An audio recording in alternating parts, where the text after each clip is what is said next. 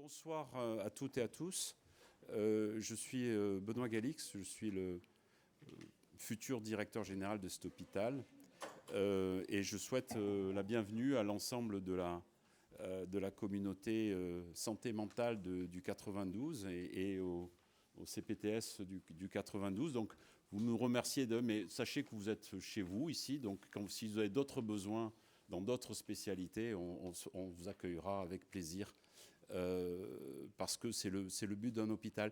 Il y a quelques mois, il y a 5 mois, au mois de mai, on a organisé un symposium sur l'avenir de l'hôpital académique, parce qu'on a une velléité d'être un hôpital académique.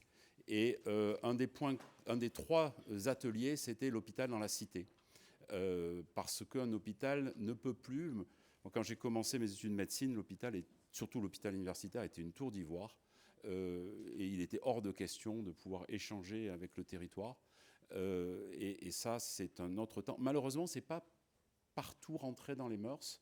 Et donc, ce soir, je voudrais juste redire ça très rapidement, que notre objectif, c'est de s'inscrire dans un territoire, et en particulier en santé mentale, où les troubles mentaux touchent toutes les catégories sociales, sont complètement transverses dans nos sociétés maintenant. C'est un élément. Alors, on n'est pas un hôpital psychiatrique, on n'a pas, tu le rediras peut-être, on n'a pas de lit et on n'a pas de service de psychiatrie, mais n'empêche qu'on se veut de pouvoir jouer un rôle de soutien et de coordination éventuelle. Deuxième point, moi je m'occupe du centre de prévention et on a maintenant intégré, on fait 10 000 bilans de prévention par an ici, on a intégré des questionnaires de santé mentale dans nos parcours de prévention de manière systématique, et ça va encore s'accentuer. Enfin, je voulais juste dire aussi, en matière de santé mentale, qu'on démarre dans quelques mois un projet plus qu'un projet, un service de pédiatrie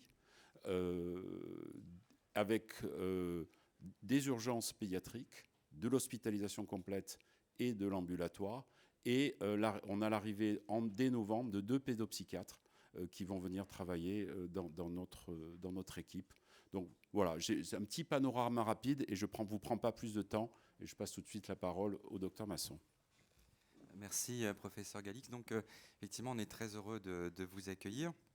On a fait connaissance donc du CPTS il y a quelques jours avec Antonia et puis Laure-Hélène. Donc c'est un plaisir de travailler ce soir ensemble autour de ce thème de la santé mentale. Alors comme l'a dit le professeur Galix, ici à l'hôpital américain, il y a une sorte de paradoxe, c'est-à-dire qu'on a une unité fonctionnelle de psychiatrie, il y a le docteur Laurie qui est là, le docteur Alvarez et moi-même donc. Et puis nous avons des collègues qui vont nous rejoindre, des psychiatres remplaçants, mais nous ne sommes pas habilités à hospitaliser des patients pour un trouble psychiatrique au sein de notre hôpital. On n'est pas habilité non plus à recevoir des urgences psychiatriques, mais cependant, la santé mentale est quand même au cœur de nos préoccupations pour nos patients hospitalisés. Donc on assure bien sûr de la psychiatrie de liaison et aussi des consultations programmées dans le cadre de l'outpatient department, donc pour les adultes, pour la relation maman-bébé pour ce qui concerne le Dr Alvarez, et puis bientôt pour la psychiatrie de l'enfant. Donc en cette année de la santé mentale, on est très heureux de vous accueillir. Et puis je crois que la soirée a été très bien préparée. Donc on passe directement la parole à l'équipe du CPTS. Merci beaucoup. Docteur Ray. Merci à tous de nous accueillir. Vous êtes formidables parce que vous ouvrez la porte d'un hôpital prestigieux à une CPTS qui est naissante. Merci à la communication, aux opérations. Qu'est-ce qu'une CPTS ? CPTS, c'est Communauté Professionnelle Territoire de Santé. Moi, ce que j'avais traduit par comment pouvoir travailler ensemble, c'était plus clair. C'est une association qui a été créée il y a 2 ans et demi à l'initiative des libéraux. C'est une loi 1901, donc avec un CA, avec un bureau, qui est financée par la CPAM et l'ARS, avec des missions obligatoires. Il y en a 4. La première, l'accès aux soins. La deuxième, le parcours des patients. La troisième, la prévention. Quatrième, la crise sanitaire, qui est un gros morceau où on intègre bien sûr la ville, les hôpitaux et tous les libéraux. Et puis des missions facultatives comme la qualité des soins ou le soutien des professionnels de santé. Un professionnel de santé qui va bien, généralement, il soigne plutôt bien. les missions font l'objet d'indicateurs que la sécurité sociale, la CPAM, surveille de près, et c'est un petit peu notre organisme de surveillance. Donc le fonctionnement, je vous l'ai dit, il y a le CA, le bureau, et puis les partenaires. Et là, je remercie véritablement en premier la ville de Neuilly, par le biais d'Alexandra Fourcade, le docteur Alexandra Fourcade, qui nous aide vraiment avec tout son réseau, avec son énergie. Merci beaucoup, Alexandra. Et puis, dans les partenaires, vous avez aussi la MGEN, qui est bien représentée ici, que vous connaissez tous, le Santé Jeune, le CMP. Sans la MGEN, je crois qu'on n'aurait pas pu monter cette soirée. Et puis, il y a aussi les hôpitaux. Il y a l'hôpital Rive-de-Seine, il y a Ambroise Paré-Hartmann, et puis maintenant, merci à vous, l'hôpital américain de Paris. Le but, un petit peu, c'est de faciliter les 4 missions en pluriprofessionnel. C'est comme ça qu'ici, vous n'avez pas que des médecins, vous avez toute la représentation des professionnels de santé du territoire. Et on est tous convaincus qu'avec des outils différents, on peut prendre en charge les patients avantageusement. Je pense qu'on quitte un petit peu l'heure de la concurrence pour rentrer dans la complémentarité pluriprofessionnelle. Et je vais passer directement la parole à ceux qui ont organisé brillamment cette soirée. En fait, c'est celle. Bonsoir tout le monde. Merci d'être là. Je vois que vous êtes nombreux et ça fait plaisir, parce que la santé mentale, on n'était pas sûr que ça ferait autant de venir.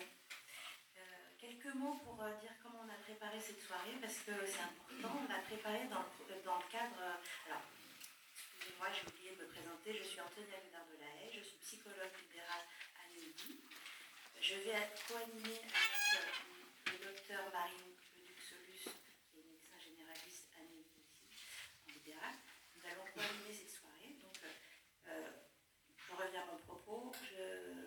Quelques mots sur comment on a préparé cette soirée. Donc, on a créé un groupe de travail sur la santé mentale dans la CPTS avec des volontaires qui sont des psychologues, des psychiatres et des cadres de santé. Et il y avait aussi Hortense qui est là et qui représente un peu la mairie, la municipalité. Et nous avons travaillé à l'idée d'une action vers tous les professionnels de santé pour mieux faire connaître les ressources du territoire et aussi de peut-être faciliter un peu la prise en charge de patients. Et c'est pour ça qu'on a pensé cette soirée sous forme de situation, pas de cas, mais de situation clinique, ou en tout cas des situations auxquelles on peut être confronté. Voilà. Oui, alors voilà, moi je suis là pour l'objectif. Donc effectivement, vous allez avoir 4 situations cliniques. Finalement, c'est des situations qu'on rencontre assez souvent dans nos cabinets et pour lesquelles on se sent assez, démuni, impuissant. Et là, grâce à nos experts et grâce à cette soirée, eh ben, on va repartir avec une conduite à tenir, voire même des tips, et surtout en fait savoir où sont les ressources et comment on peut faire appel à eux. Donc du coup, vous avez votre livret de ressources. Déjà, c'est déjà super. Donc vous pouvez l'ouvrir maintenant.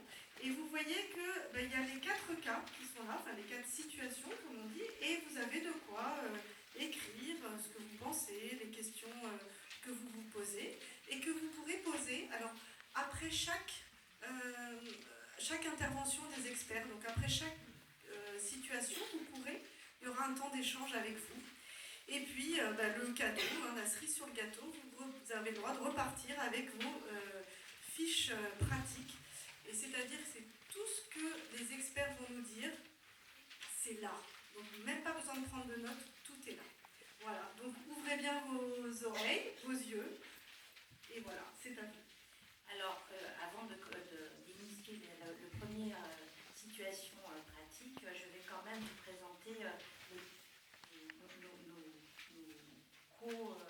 co-intervenants de la table ronde. Je commence par le docteur Jacques Rey, donc président de la CPTS. À côté du... Alors, je vais faire dans l'ordre, hein, comme ça. Donc, Pierre-Edouard Sergent, qui est infirmier. Nous avons tout de suite après Jonathan Manigoire, qui est pharmacien, qui va tout de suite nous dire quelques mots sur le premier cas. Le docteur Marie Leverrier, qui est médecin du travail. Le docteur Amel Ouezini, qui est psychiatre libéral à Neuilly. Le docteur Masson, qui est responsable du secteur psychiatrie à l'hôpital américain. Le docteur Laurie, qui travaille avec lui. Le docteur Alvarez également, tous les deux psychiatres. Ensuite, Élodie Marchin, psychologue. Alexandra Guillaumont, psychologue aussi. Ensuite, nous avons le docteur Anne Lejanic, qui est responsable, chef de la psychiatrie à l'établissement de santé mentale de Rueil, qui est sectorisé. Donc, le docteur Franck Roland, psychiatre également à Rueil, et aussi psychologue clinicien.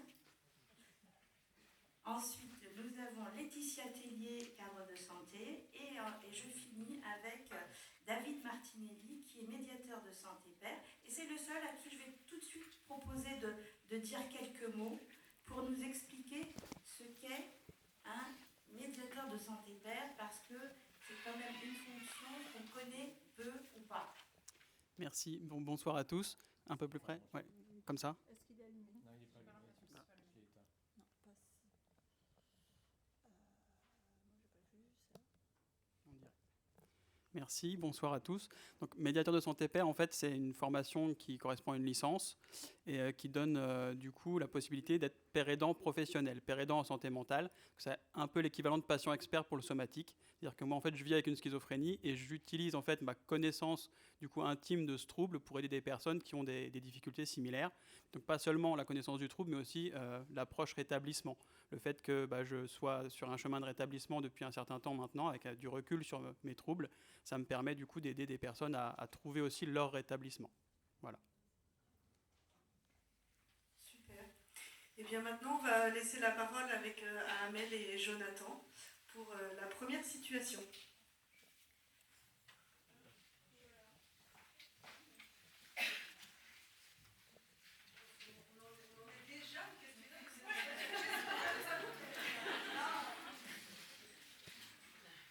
Bonsoir. Alors, je vais vous présenter la première situation qu'on a imaginée. Il s'agit de Sabine, 32 ans, qui est chez son pharmacien et qui fait part de son mal-être. Elle mentionne les idées suicidaires en précisant que ce n'est pas la première fois. Et donc, je vais tout de suite peut-être laisser la parole à Jonathan, pharmacien, qui va nous faire part de son expérience. Oui, tout à fait. Alors moi, du coup, je me retrouve face à ma patiente, donc au sein de mon officine, que je connais bien, avec lequel j'échange lors de la délivrance de l'ordonnance. Tout se passe à peu près normalement. Et puis au fil de notre échange, littéralement, elle s'effondre, elle se met à pleurer au comptoir, en lâchant d'un coup qu'elle a fait une tentative de suicide le jour précédent. Donc moi, je me retrouve face à ma patiente, j'encaisse. C'est pas le genre de situation que j'avais déjà vécu auparavant. J'aurai l'occasion d'en parler plus tard, mais nous, les pharmaciens, on est réceptacles de beaucoup de choses, mais quelque chose d'aussi frontal, je dois reconnaître que c'était la première fois dans ce cadre-là. Et du coup, je me retrouve un petit peu démuni, on ne va pas se mentir, je trouve que le mot est bien choisi. Et là, je suis évidemment dans l'écoute, je la laisse me dire ce qu'il a traversé, les raisons pour lesquelles elle en est arrivée là. Je suis en écoute très active.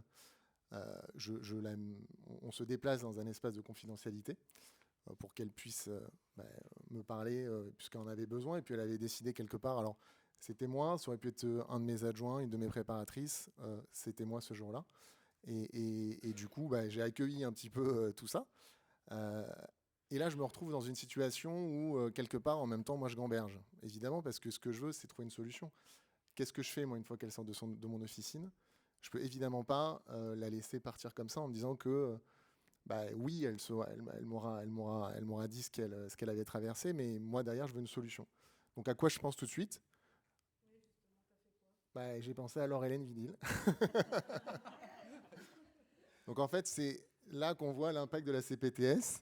C'est Laure-Hélène Vidil, c'est un peu comme le smartphone. C'est-à-dire qu'on ne sait plus s'en passer, en moins nocif. Mais une fois qu'on la connaît, voilà. J'ai dit en moins nocif. J'ai dit en vraiment positif, pour le coup. Donc, j'appelle Laure-Hélène et je lui fais part de la situation que je suis en train de vivre. C'est-à-dire que la patiente est encore là, je l'ai fait patienter. Elle est avec une de mes préparatrices, on est en train de faire la délivrance et tout ça. Donc, j'ai quelques minutes devant moi. Et j'échange rapidement avec Laure-Hélène qui, du coup, me donne 2 contacts. C'est à peu près ça qui s'est passé. Tu me donnes le contact de Amel Ouezini et de Antonia, du coup. Que j'arrive à... Alors, Amel, tout de suite, je laisse un message. Et j'ai Antonia. J'ai la chance de pouvoir l'adresser rapidement. Et c'est un point qui est vraiment important pour moi et je pense qu'on aura l'occasion d'échanger. C'est d'avoir une solution immédiate, quelque chose de palpable, tangible, où je sais que la chaîne de soins ne va pas être cassée. C'est-à-dire que pour moi, il aurait été relativement compliqué, voire même inenvisageable, de me dire que je laissais ma patiente comme ça, sans à minima avoir une prise de rendez-vous ou quelque chose. Parce que je pense que c'est ce que tout le monde aurait fait dans cette situation. Et j'avais pas ces petites feuilles là merveilleuses là que vous avez faites. Je dois reconnaître que si je les avais eues, ou si j'avais... Alors, elles y étaient, mais je les avais pas consultées. Non. Voilà. Et bien voilà, mais du coup, moi, je les ai consultées et en réalité, ça change un peu la donne parce qu'on a des solutions et on a quelque chose de visuel, quelque chose sur lequel se reposer. Mais je pense qu'on aura l'occasion d'échanger à ce sujet. Alors, justement, on a essayé, avec le groupe de travail, de faire une fiche assez claire pour les non-psychiatres, non-psychologues, confronter ce genre de situation, savoir est-ce que les idées suicidaires, c'est une urgence, est-ce qu'il y a un danger immédiat pour la personne, pour autrui, comme on a précisé. Donc il s'agira de questionner directement, comme tu l'as fait, donc de s'isoler, être dans un lieu propice, pas au comptoir de la pharmacie. Alors je précise que c'est un autre cas, c'est pas le cas de notre patiente imaginaire. Voilà. Moi j'ai embrayé sur celui qui m'avait le plus marqué. Et donc voilà, comment poser les questions, oser poser des questions directes, préciser quelles sont les idées suicidaires, précisément, est-ce qu'il y a un projet, est-ce qu'il y a une imminence de passage à l'acte, est-ce qu'il y a déjà eu des antécédents de passage à l'acte chez la personne, voilà, le type de question qui permet de voir s'il y a une urgence ou pas. S'il y a aussi une pathologie associée, si on connaît la personne, par exemple dans le cas de Sabine, on parle d'idées suicidaires récurrentes, donc on peut supposer qu'elle est en dépression, qu'elle est en dépression sévère. Est-ce qu'on a notion d'une bipolarité ou pas? Ça peut être un facteur de risque aussi, de conduite addictive aussi, d'un trouble de personnalité, d'une impulsivité. Enfin, voilà, si on connaît la personne, mais en tout cas questionner aussi, ne pas hésiter à poser des questions. La personne sera plutôt rassurée, en tout cas que l'on s'intéresse, qu'on la prend au sérieux, qu'on l'écoute. Et en général, ça permet d'apaiser la situation de crise dans les situations où la personne est accessible et a cet espace pour exprimer sa souffrance. Est-ce que mes collègues peut-être veulent faire part de leur expérience face à des idées suicidaires dans leur activité?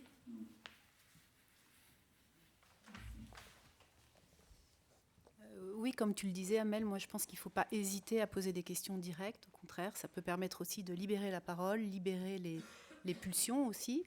Bien s'assurer que les conditions de vie de la personne à domicile, est-ce que la personne vit seule, est-ce qu'elle est entourée, est-ce que des personnes autour d'elle sont au courant pardon, excusez-moi, sont au courant de ces idées noires, de ces idées suicidaires. Et puis en fonction, ça nous arrive souvent en libéral ou même en institution, souvent les patients ont quand même des idées noires jusqu'aux idées suicidaires. Et là, évaluer effectivement le besoin soit de rapprocher des consultations, soit d'orienter vers un psychiatre. Et puis, cas extrême, poser peut-être l'indication d'une hospitalisation. Et dans ces cas-là, ne pas laisser partir le patient. Parfois, ça peut arriver aussi, c'est rare. En libéral, c'est rare. Moi, ça m'est déjà arrivé, mais vraiment très rarement.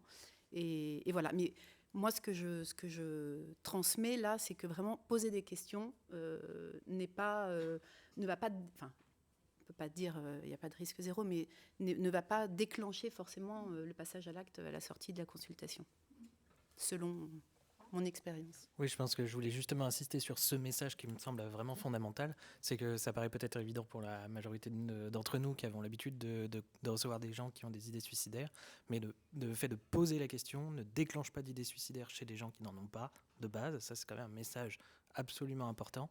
Et voire même, poser la question sauve des vies. Il faut bien se dire que statistiquement, quand on regarde les cohortes de patients qui sont passés à l'acte et parfois qui sont décédés, la grande majorité d'entre eux ont vu un professionnel de santé dans le mois qui précède le passage à l'acte.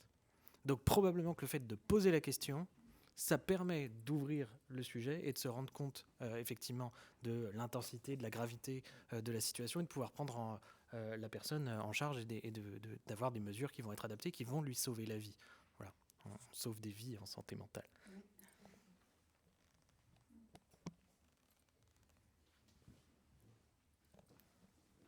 Oui, je pense qu'on avait fait une formation ici à l'hôpital pour le personnel soignant de la permanence médico-chirurgicale, et puis il y avait d'autres soignants aussi. C'est vrai que de poser la question, les suicidaires ne les induit pas, et n'induit pas le passage à l'acte. Donc c'est vrai que même nous, en tant que psychiatre ou psychologue, on peut forcément pas toujours être très à l'aise dans cet échange.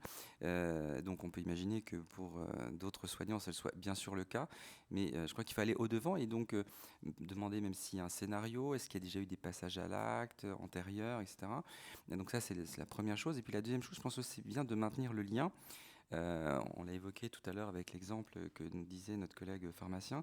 Il y a eu un dispositif français qui s'appelle Vigilance qui contacte les patients le lendemain, le surlendemain, après les passages à l'acte. Et ça a montré une prévention dans la récidive suicidaire. Donc en fait, l'idée effectivement de maintenir le lien, que le patient se sente inscrit dans un parcours, je pense que ça c'est quelque chose effectivement de très important. Et c'est surtout aussi, ça peut être un soulagement pour les patients qui se sentent entendus, qui se sentent soulagés de pouvoir partager leurs idées suicidaires avec une tierce personne qui ne se sent pas peut-être trop dans l'émotion et qui puisse l'accueillir. C'est souvent déjà un pas dans l'isolement face à ces idées-là. Excusez-moi, ceci est vrai pour des adolescentes aussi. On peut poser la question des idées suicidaires même chez des jeunes. On doit poser la question, n'est-ce pas ? La pire chose, c'est de ne pas poser la question. Que la bouteille à la mer ne trouve pas un destinataire. Et donc, merci de nous partager ce cas clinique, cette histoire si commune, malheureusement. Et de la même façon qu'il existe des premiers soins en médecine somatique, il existe aussi des premiers soins en santé mentale. Et je trouve effectivement que tout soignant devrait les connaître, n'est-ce pas ? Ce qui me permet de dire que ici, notre maternité dispose d'un protocole effectivement de premiers soins en santé mentale et le personnel de la maternité, les sages-femmes, dont je salue la présence ici, savent utiliser ces compétences de régulation émotionnelle. Donc les compétences de régulation émotionnelle font partie d'un protocole de soins qui s'appelle DBT en anglais, en français thérapie comportementale dialectique.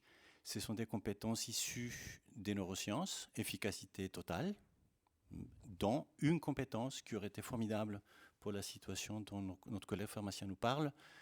Et si on applique un froid intense au niveau des yeux et des joues, on déclenche le réflexe d'immersion. Le réflexe d'immersion fait taire l'amygdale. Si l'amygdale se tait, 95% des fois, on interrompt une activation émotionnelle. Donc effectivement, mettre la patiente à côté et lui proposer, lui expliquer, n'est-ce pas, que si on applique ce froid intense, 95% des fois, on va mieux tout de suite. Et cela peut effectivement nous permettre de faire baisser le niveau d'activation émotionnelle et avoir une patiente en sécurité ou un patient en sécurité avec un niveau de communication différent.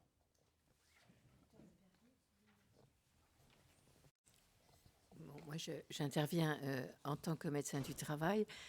Vous devez savoir qu'on est de moins en moins nombreux et donc on a la chance d'avoir en collaboration des infirmières qui font le travail que nous faisions il y a 40 ans. Et donc, évidemment, il est absolument indispensable qu'elles aient ces formations, car elles sont confrontées à des confidences de souffrance psychique, au travail ou pas au travail. Et donc, dans notre service Horizon Santé Travail, nous avons un infirmier qui est formé au premier secours en santé mentale, dont je n'ai pas bénéficié, mais comme je suis vieille, j'ai fait d'autres formations, et avec un appétit très important de nos collègues infirmiers je pense que eux, ça les sécurise et ça les rend plus efficaces, voilà. Et bien évidemment, il y a toujours un staff derrière et ils ne consultent jamais tout seul, donc le médecin responsable de l'entreprise est toujours présent, donc on peut prendre le relais, mais c'est sûr que quand on a des gens formés, eh ben, on perd moins de temps. Est-ce que vous posez directement la question? Moi, toujours. Oui. Le scénario, etc., bien sûr. Je vais reprendre un peu la fiche qu'on avait faite pour mentionner donc, le numéro, vous avez parlé de vigilance, mais le 3114, très important à diffuser pour les patients en crise. Donc, c'est une plateforme nationale pour la gestion de la crise suicidaire. Donc, c'est des psychologues qui reçoivent les appels et qui parlent aux patients, mais aussi aux soignants et aux proches, voilà, en détresse, en souffrance par rapport à un suicidant. Et donc c'est un service pour personnellement avoir eu affaire à eux. Donc je transmettais le numéro à mes patients, mais je ne connaissais pas directement la plateforme qui m'a contactée donc, la semaine dernière et fait vraiment un retour très circonstancié, m'appelle pour s'assurer que la patiente vient, donc il y a un suivi, et quand je vois la patiente, la crise est vraiment gérée et la patiente exprime vraiment un apaisement par rapport à cet échange et savoir que pas mal de personnes n'osent pas appeler ce numéro, ne se sentent pas légitimes, parce qu'elles disent si je ne vais pas le faire, je ne suis pas sur le point de prendre mes médicaments. Encore cet après-midi, une patiente m'a exprimé ça, donc je prends la place de quelqu'un d'autre et je ne suis pas légitime. Donc c'est important de dire que dès qu'il y a des idées suicidaires, c'est une raison suffisante pour appeler ce numéro et pour gérer la crise et pour éviter que ça n'aille plus loin.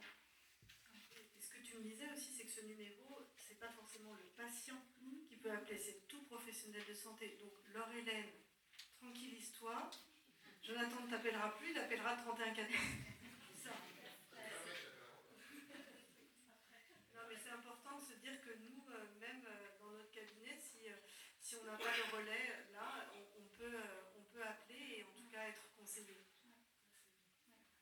Et on a noté aussi dans notre fiche le psychiatre de garde de la MGN. Peut-être, Anne, peux-tu nous préciser, ou Franck, quand est-ce qu'on peut appeler le psychiatre de garde de la MGN et qui peut appeler? Alors, effectivement, n'importe quel professionnel peut appeler le psychiatre pour avoir un conseil. Mais il y a un psychiatre pour 2 secteurs, donc tout le monde ne peut pas appeler tout le temps, mais bien évidemment, si on se trouve sans solution et dans l'urgence, en face d'une urgence, il ne faut pas hésiter à appeler pour avoir un conseil. Voilà, donc pour les non-psychiatres, c'est vrai que ce n'est pas une évaluation psychiatrique, mais ça permet quand même d'y voir un peu plus clair peut-être dans la souffrance de la personne, de ne pas paniquer, de ne pas être... adresser forcément la personne aux urgences parce qu'une crise suicidaire est apaisée dans la majorité des cas, en tout cas par un temps d'écoute et de questionnement direct sur ses intentions. Ensuite, on a mis dans la partie droite de la fiche les urgences psychiatriques qui peuvent se présenter en ville. Alors là, on a listé un petit peu toutes les situations où la personne n'est pas accessible. Est-ce qu'elle est agitée, anxieuse, prostrée, confuse, hétéro-agressive, voilà, qu'elle soit en décompensation psychiatrique ou pas, avec idées suicidaires ou pas, on n'a pas accès, c'est une urgence, on hospitalise, on oriente vers l'hospitalisation en appelant les pompiers, le SAMU, la police, s'il y a un danger pour autrui, une hétéro-agressivité. Et la personne est conduite aux urgences du secteur. Alors, les urgences du secteur, ce sera l'hôpital Max Forestier à Nanterre pour les habitants de Neuilly. Voilà, si la personne est en état, l'indication est posée, en état d'aller elle-même ou accompagnée de ses proches, elle ira aux urgences de son choix. Donc, on a listé aussi les urgences CPOA, Louis Mourier, alors CPOA ne sera que psychiatrique, les urgences générales, Louis Mourier ou l'hôpital Bichat où il y a un psychiatre de garde. J'ai juste une petite question, très pratico-pratique. Si on a un patient qui n'habite pas Neuilly, mais c'est un de nos patients, est-ce que c'est le secteur, c'est l'hôpital de Nanterre quand même? S'il est récupéré dans ton cabinet à Neuilly, oui.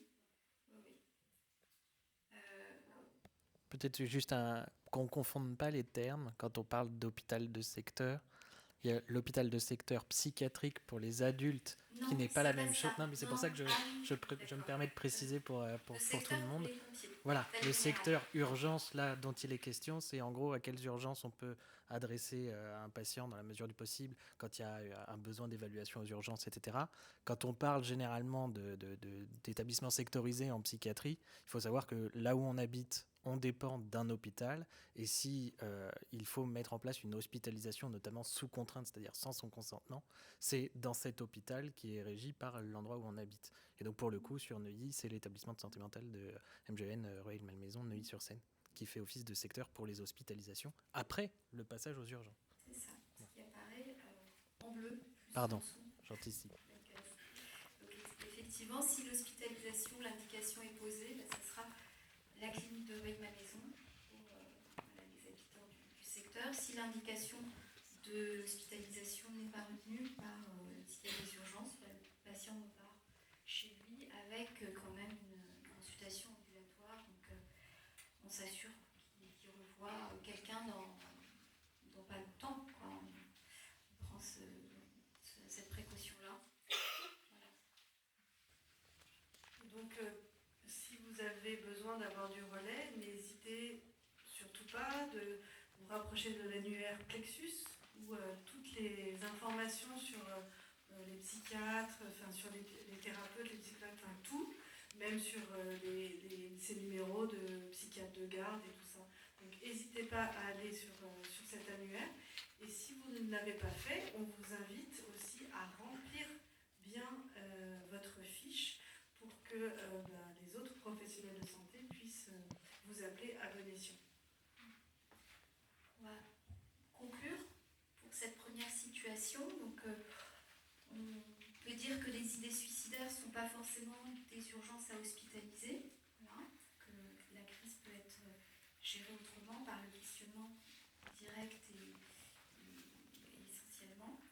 Ne pas banaliser les idées suicidaires, les patients qui ont des idées suicidaires récurrentes, ne pas dramatiser non plus, voilà, le professionnel. Et le 3114, très important, je pense, à diffuser, à informer, parce que les patients, même le connaissant, n'appellent pas, donc peut-être souligner ce service-là.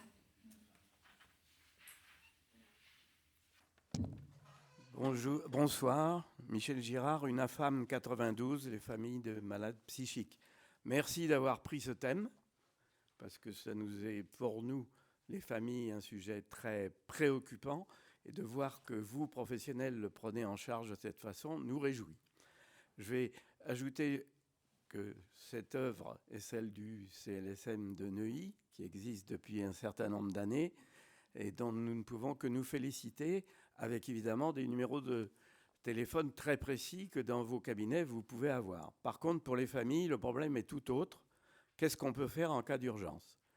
Alors, je vous donne l'information en tant que vice-président du Conseil territorial de santé du 92 de la création d'un service d'accès aux soins qui s'appelle SAS Psy, où ça sera le 15. Nous, famille, on ne peut pas retenir 36 numéros. Ça sera le 15 qui aura un basculement dès que le cas est identifié psychiatrique avec des spécialistes, psychiatres, infirmiers spécialisés en psychiatrie. Et la prise en charge sera à partir de ce moment-là constante avec tout ce que vous avez expliqué que vous faites dans vos cabinets ou entre collègues. Et donc, pour nous, les familles, le mot d'ordre, ça sera faites le 15 et rien d'autre. Donc, sachez-le. Et enfin, vous avez évoqué le PSSM.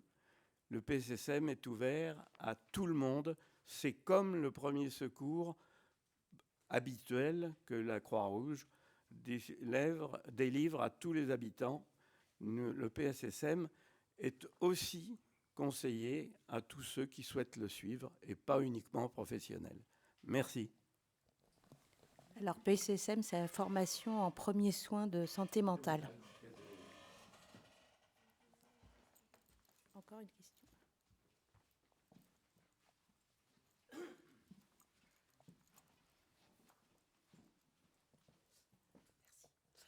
Bonsoir, Sandrine Etur, cadre de santé à l'hôpital américain.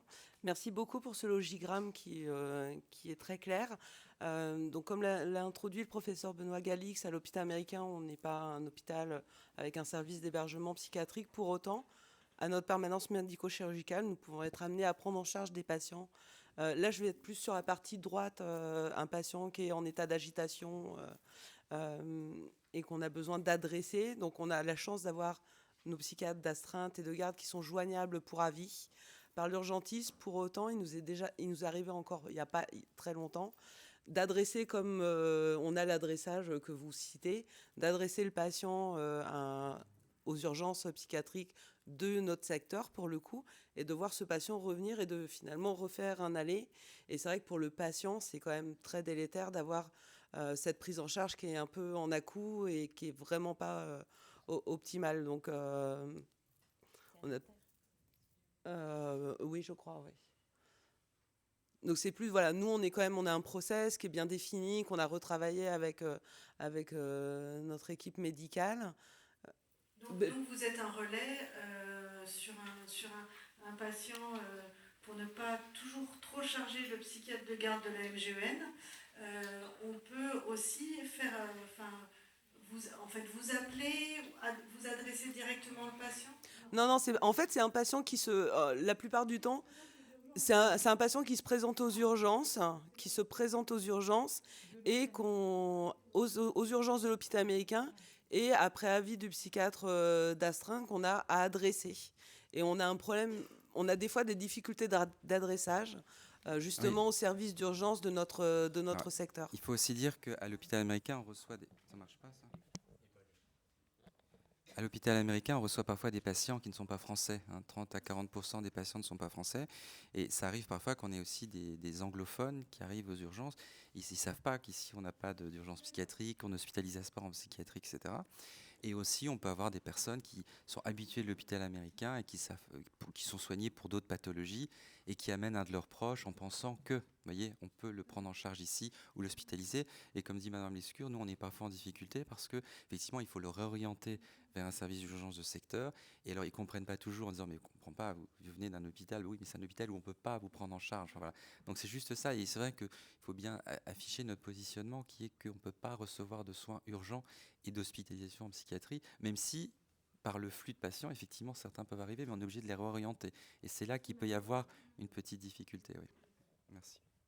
Mais si j'ai bien compris, la question qui était posée, c'était le fait qu'aux urgences, on n'est pas hospitalisé dans un service de psychiatrie et qu'on les renvoyait sur l'hôpital américain. C'est bien ça ? En fait, c'est ça, c'est qu'on adresse finalement, aux urgences de notre secteur qui est identifié, et on a quand même parfois le patient qui est renvoyé par ses urgences à nos urgences, mais on fait le réadressage parce que de toute façon, c'est le lieu où on doit l'adresser, vous voyez, donc mais peut-être qu'il y a quelque chose à améliorer dans la prise de contact pour justement Docteur Legeni, cet aller-retour.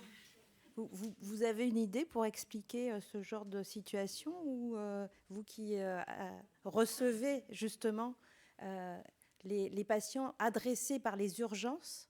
Oui, nous on reçoit les patients une fois qu'ils sont adressés par les urgences avec une indication d'hospitalisation, avec ou sans contrainte. Il y a parfois des allers-retours, des incompréhensions. Je pense que la solution, c'est toujours d'échanger avec nos collègues des urgences en expliquant. Nous, parfois, on reçoit aussi des patients directement, sans aucun passage par des urgences somatiques, sans aucun bilan somatique. Et c'est quand même très compliqué pour nous de ne pas avoir éliminé une origine somatique avec trouble du comportement ou de ne pas avoir de bilan somatique avant de pouvoir prescrire un traitement qui pourrait être délétère. Voilà. Donc, il faut se parler, il faut échanger. Il n'y a pas d'autre solution. Ça, c'est une très belle conclusion. On va pouvoir passer à la situation numéro 2. Donc, la situation numéro 2, avant de la présenter, je vais juste faire une petite définition du trouble bipolaire, parce qu'il s'agit d'une situation de bipolarité. Donc, c'est une maladie psychiatrique chronique qui a des formes cliniques très variées et qui alterne des épisodes dépressifs récurrents avec des épisodes hypomaniaques ou maniaques et des phases de rémission. Il faut savoir qu'avant le diagnostic de bipolarité, il s'écoule en moyenne 10 ans entre les premiers symptômes et le diagnostic posé et le traitement et le suivi mis en place. Donc, une perte vraiment de chance et en pronostic voilà, pour le risque vital, le risque suicidaire et les chances psychosociales de la personne avec tous les handicaps que ça peut engendrer. Voilà. Donc, je vais présenter la deuxième situation. Il s'agit de Laure, compagne de Sylvain, 40 ans. Elle est chez son kiné et elle est épuisée. Son mari souffre d'un trouble bipolaire, il est bien stabilisé, mais elle pense que ça dérape et elle voit venir l'épisode maniaque. Alors, moi, j'ai tout de suite une question. Bon, déjà, je précise pourquoi cette situation-là, on l'a choisie. 2 raisons. La première, c'est la femme du patient qui en parle à un soignant. Donc, c'était l'idée aussi de rappeler que les proches peuvent être en difficulté. Donc, on peut aussi avoir en tête qu'il faut pouvoir les aider, eux aussi. Donc, la deuxième cette situation, pourquoi aussi, c'était pour montrer que dans les troubles bipolaires stabilisés, voilà, la prise en charge coordonnée, c'est important. Et on va le démontrer avec la fiche. C'était pourquoi on a... Mais donc, je reviens à ma question de comment on l'a posée. Ça dérape, c'est flou, ça, non? Je m'adresse au psychiatre, là. Quelle valeur on peut accorder à un ça dérape de la part d'un proche? Qui mieux qu'un proche qui connaît parfaitement le patient peut sentir que ça dérape? Je pense que tous les collègues le diront, on a tous été confrontés à des patients dont la famille disait « Vous allez voir, il est en train de rechuter ». Passe beaucoup de temps et non, on voit rien. Et puis en fait, si, le patient dans la semaine qui suit dérape vraiment et ça se finit en hospitalisation et on aurait bien aimé éviter. Donc toujours écouter les proches. Surtout que le patient en virage hypomaniaque ou maniaque ne va pas venir consulter de lui-même. Il va bien. Oui, c'est vrai que c'est une maladie qui a malheureusement un fort taux de rechute. Et c'est vrai que, comme dit notre collègue, qui mieux que le conjoint, dans l'exemple qui est donné, où ça peut être le parent, un enfant, peut déceler les premiers signes avant-coureurs de la rechute maniaque, qui d'ailleurs sont souvent les mêmes. Après, dans le cadre de l'exercice du soin, notamment en pratique libérale, c'est pas toujours évident de contacter les proches ou d'être contacté par les proches quand le patient, notamment au début de la phase hypomaniaque, ils se sentent très bien, ils ne sont pas du tout malades et ils ne nous autorisent pas forcément, enfin si on n'a pas pris ça au préalable comme un accord dans l'alliance thérapeutique, à contacter sa femme, son père, son enfant, etc. Donc souvent, moi, je demande pour ce type de pathologie, quelle est votre personne de confiance? Parce que là, bon, vous êtes bien, on définit un traitement, un suivi, etc. Mais si un jour, je jugeais qu'il fallait en parler à un de vos proches, quelle est la personne que vous désignez, pour que, bon, même si c'est quand même un peu une transgression au secret, mais au moins il y a l'accord, il y a quelque chose qui est écrit dans le dossier et on peut comme ça agir. Et je trouve que ça, c'est un élément important dans le cadre de ces dérapages incontrôlés de cette maladie. Vous me tendez une perche là, docteur Masson, que je devais utiliser un peu plus tard, mais du coup, je la prends. Et donc, je vais m'adresser à David. Je vais adresser une question à David Martinelli sur le GPS. Qu'est-ce que c'est le GPS, à part celui qu'on a dans la voiture? Donc, mon GPS, c'est un outil qui a été développé par l'association Prism et qui a été diffusé par le Psycom. C'est des directives anticipées en psychiatrie, en fait. Donc, ça permet de décrire un petit peu. La personne va écrire comment elle est quand elle se sent bien, comment elle est quand elle se sent pas bien, tout ce qui fait que ça peut basculer d'un état à un autre, comment elle aimerait être hospitalisée, comment elle aimerait éviter l'hospitalisation. Effectivement, il est question de personnes de confiance ou de personnes en général à contacter, qui peut s'occuper, par exemple, si c'est une adulte qui a des enfants, qui peut s'occuper de ses enfants pendant qu'elle est en hospitalisation. Enfin, tout un tas de renseignements, en fait, qui vont être partagés avec les gens que voudront, avec qui la personne voudra les partager, donc que ce soit des soignants ou des proches. Et donc l'idée, c'est d'avoir tout un réseau de personnes qui savent du coup comment accompagner la personne quand elle est en difficulté. Voilà, donc c'est quelque chose qui a fait ses preuves. Il y a des études qui montrent que ça réduit fortement d'un tiers à peu près, je crois, les hospitalisations sous contrainte. Et c'est encore plus efficace apparemment, d'après ces études, quand c'est un père aidant ou un médiateur de santé père qui accompagne la personne à écrire ses directives anticipées en psychiatrie. Voilà.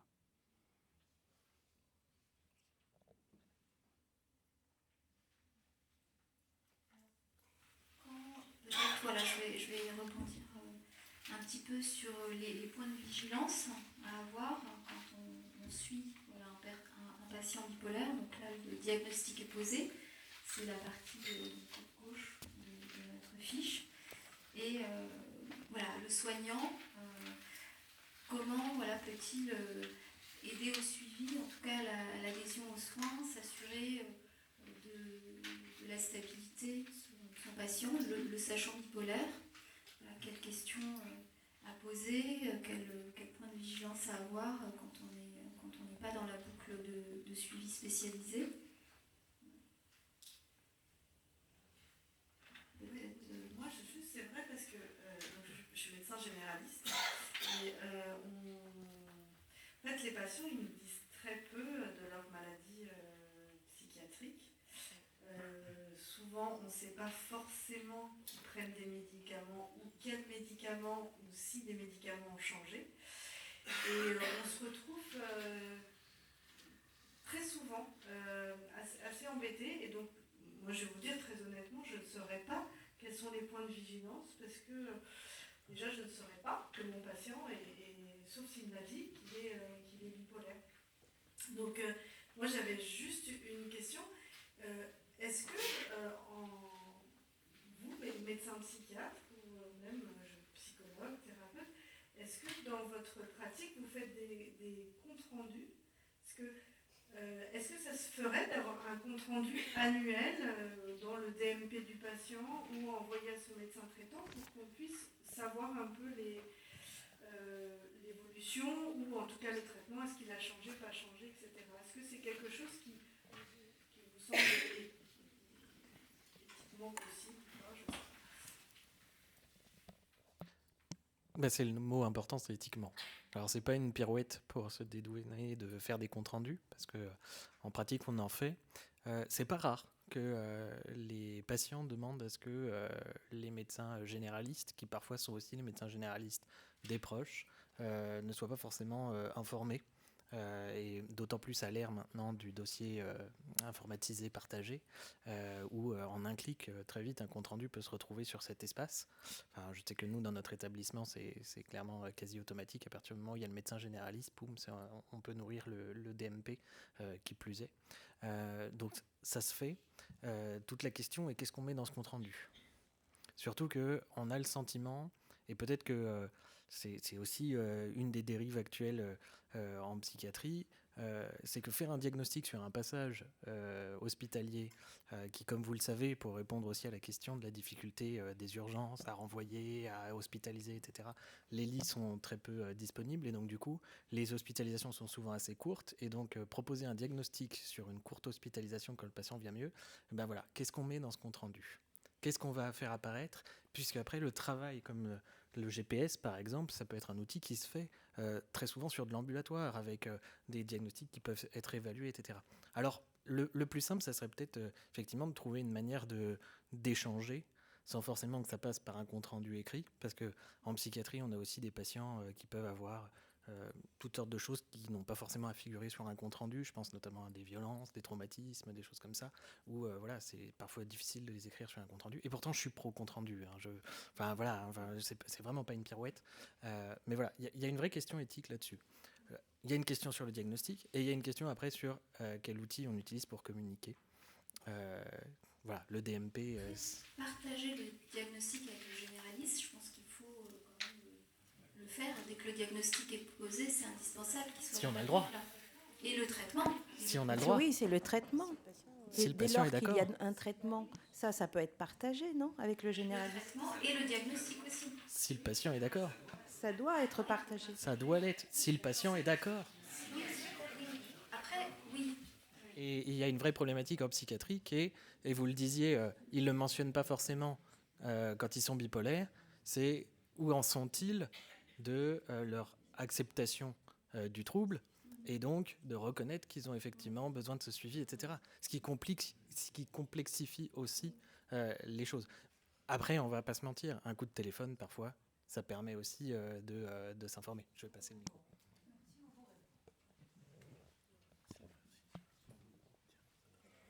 Oui, moi je crois que l'aspect médicamenteux est très important dans l'intérêt du patient. Je pense que ça, on peut l'expliquer.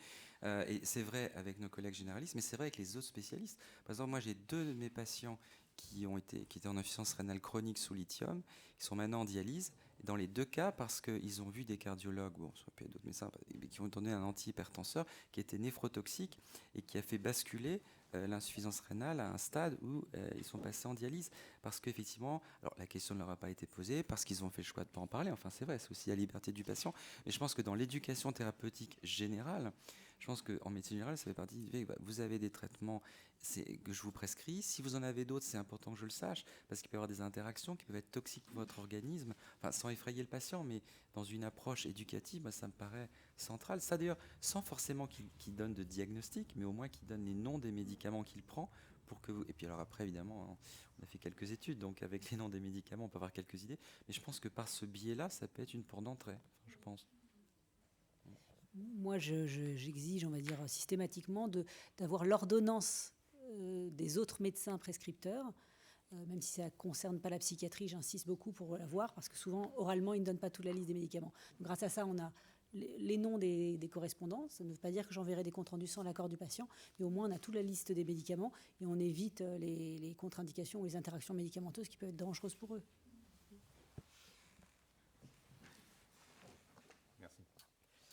Alors j'avoue que la plupart des patients ne mémorisent pas forcément les médicaments ou bien les occultent. Moi j'ai une façon un petit peu détournée, c'est d'aller sur Amélie, l'historique des médicaments remboursés.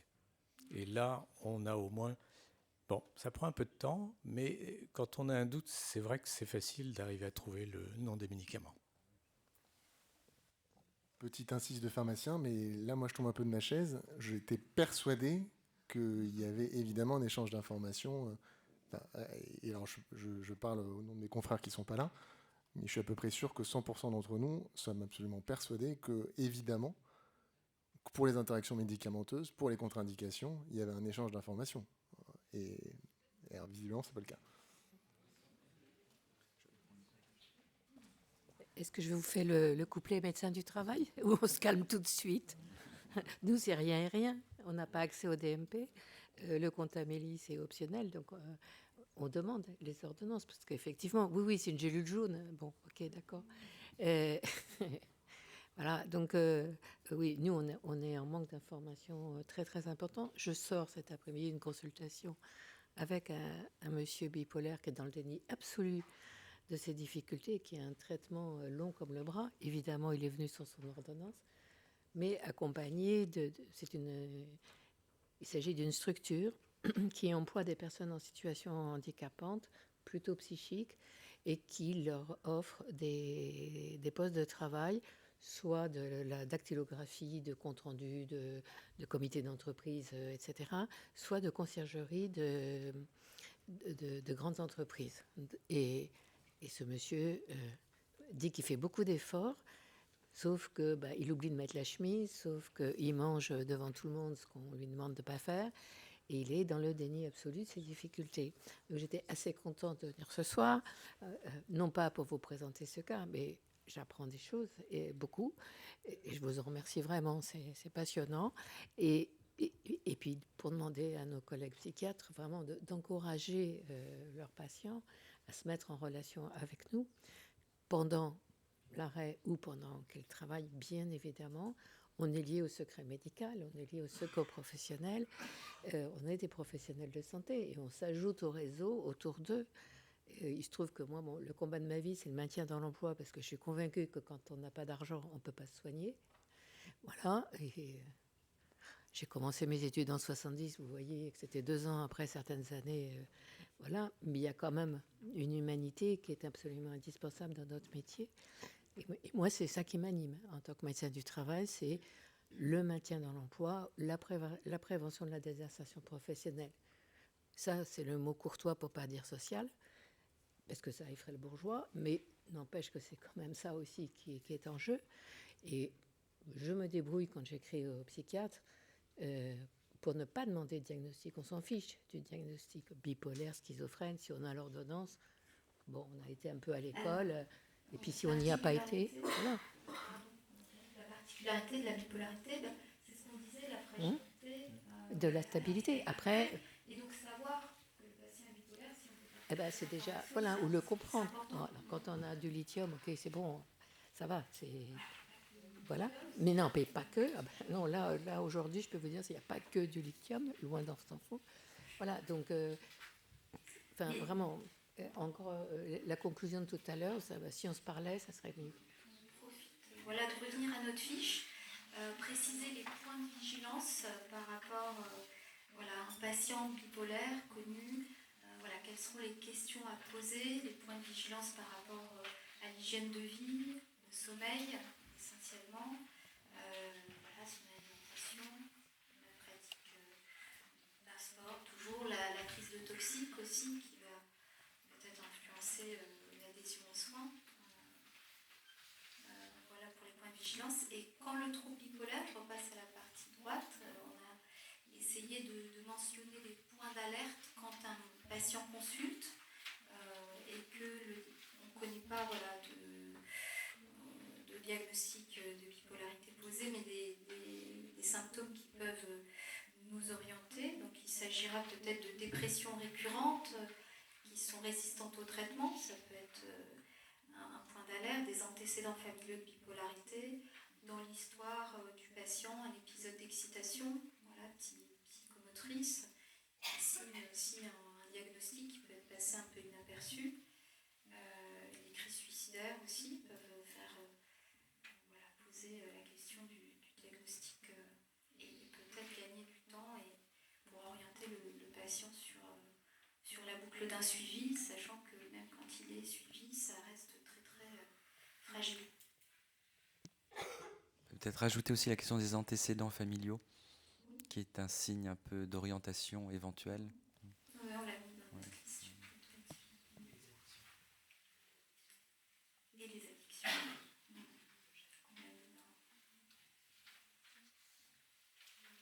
La fiche est bien complète.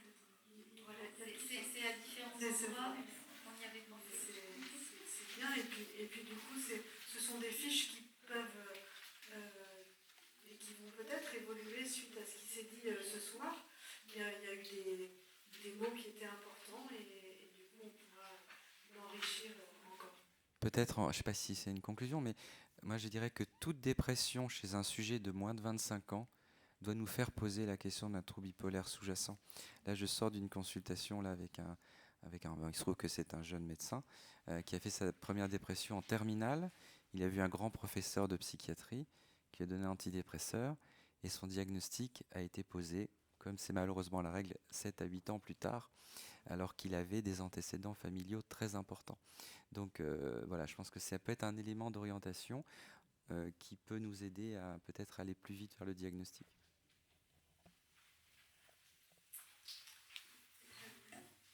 Est-ce qu'il y a des questions sur cette situation? Oui. Je me permettrai juste de rajouter à tout ce qui a été dit, c'est lorsqu'on est en train de vous parler des directives anticipées en psychiatrie, qu'il n'y a pas encore de cadre légal en France. Il va y avoir une note de recadrage, j'espère, d'ici les prochains mois. Mais c'est aussi prendre l'habitude de poser la question aussi aux patients s'ils ont des directives anticipées. Là, on vous a parlé de mon GPS parce que c'est celui qu'on utilise, mais il en existe d'autres. Mais je pense que c'est aussi prendre l'habitude de leur poser la question, puisque pour l'instant, ce ne sera pas déposé sur le dossier partagé. Et ça me semblait important de le rappeler, parce qu'ils ne le feront pas forcément systématiquement. Bien que je remercie Dr Merson, je pense qu'effectivement, l'éducation thérapeutique pour les patients aide aussi à ce qu'ils évoluent dans leur comportement et qu'ils soient vraiment acteurs de leurs soins. Et je parle aussi, un commentaire aussi sur les familles, c'est aussi extrêmement important. On ne peut pas leur donner des éléments, mais on peut les écouter. Et il y a aussi de l'éducation thérapeutique pour les familles concernant les troubles bipolaires spécifiques. Il y a Argos aussi, l'association Argos 2001, etc. Donc c'est bien aussi de travailler tous ensemble pour avoir une vue d'ensemble sur les réseaux. Voilà. De cette situation, donc je vais reprendre les signes d'alerte quand le diagnostic n'est pas posé, la dépression avant 25 ans, je reprends ça, les antécédents familiaux, questionner, orienter vers le suivi spécialisé quand il y a un doute, l'importance des proches qui donnent l'alerte, qui peuvent aider à l'hospitalisation dans le cas de la contrainte, qui savent quand le patient commence à aller moins bien, et puis l'importance du suivi, de s'assurer du traitement pris et cet équilibre fragile et l'intérêt de la communication entre les différents soignants.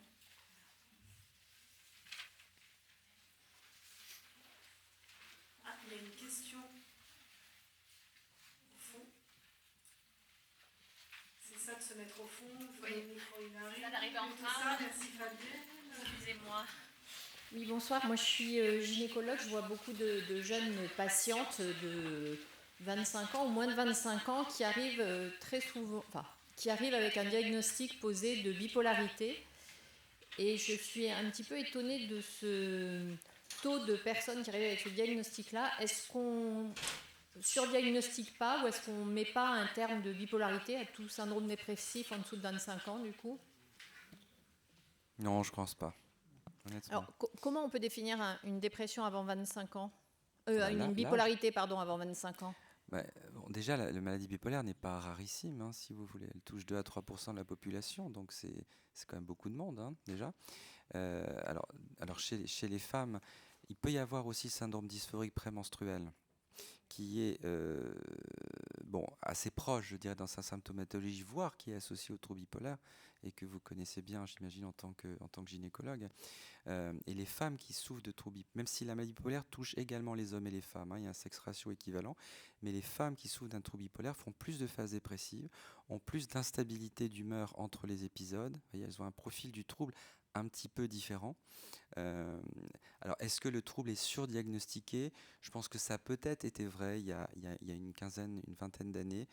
Maintenant, on pourrait dire un peu la même chose du déficit attentionnel, même si c'est un vrai trouble et qui reste encore sous-évalué, mais il est peut-être mis un petit peu à toutes les sauces aujourd'hui, ce TDAH. Les troubles bipolaires l'ont peut-être été aussi effectivement par le passé, mais néanmoins, quand même le message qu'on a dit en introduction, c'est que le retard diagnostique est de 7 à 8 ans. C'est quand même terrible, il n'y a pas beaucoup de maladies en médecine qu'on met 8 ans à diagnostiquer, si vous voulez. Donc je pense qu'à mon avis, il vaut mieux être dans une approche de dépistage. Alors, pour répondre à votre question, une dépression avant 25 ans, S'il y a des antécédents familiaux, c'est très suspect, si vous voulez. Donc, il faut proposer un suivi un peu plus long terme pour le patient. Alors, il existe un test biologique, mais qui n'est pas encore remboursé et qui ne fait pas l'unanimité dans la communauté psychiatrique, qui s'appelle EDIT-B, qui teste des marqueurs sanguins, un pool de marqueurs sanguins, et qui donne un élément d'orientation. Mais il n'est pas, comme tous les biomarqueurs, hein, c'est pas du 100%, il y a une sensibilité spécificité de 80%. Quand on est en phase dépressive, vers le trouble bipolaire ou vers la dépression unipolaire, la dépression récurrente, si vous voulez. Donc ça, évidemment, c'est un espoir. Moi, je l'ai prescrit déjà dans ce type de situation, vous voyez, mais ça ne suffit pas à lui seul, ce test sanguin. Il doit s'intégrer dans une réflexion clinique plus vaste.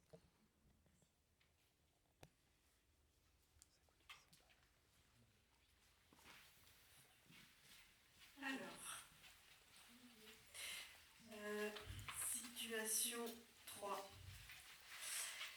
Je vais m'adresser à Élodie Marchin, qui est thérapeute, qui va venir à côté de moi, qui reste là, comme tu veux.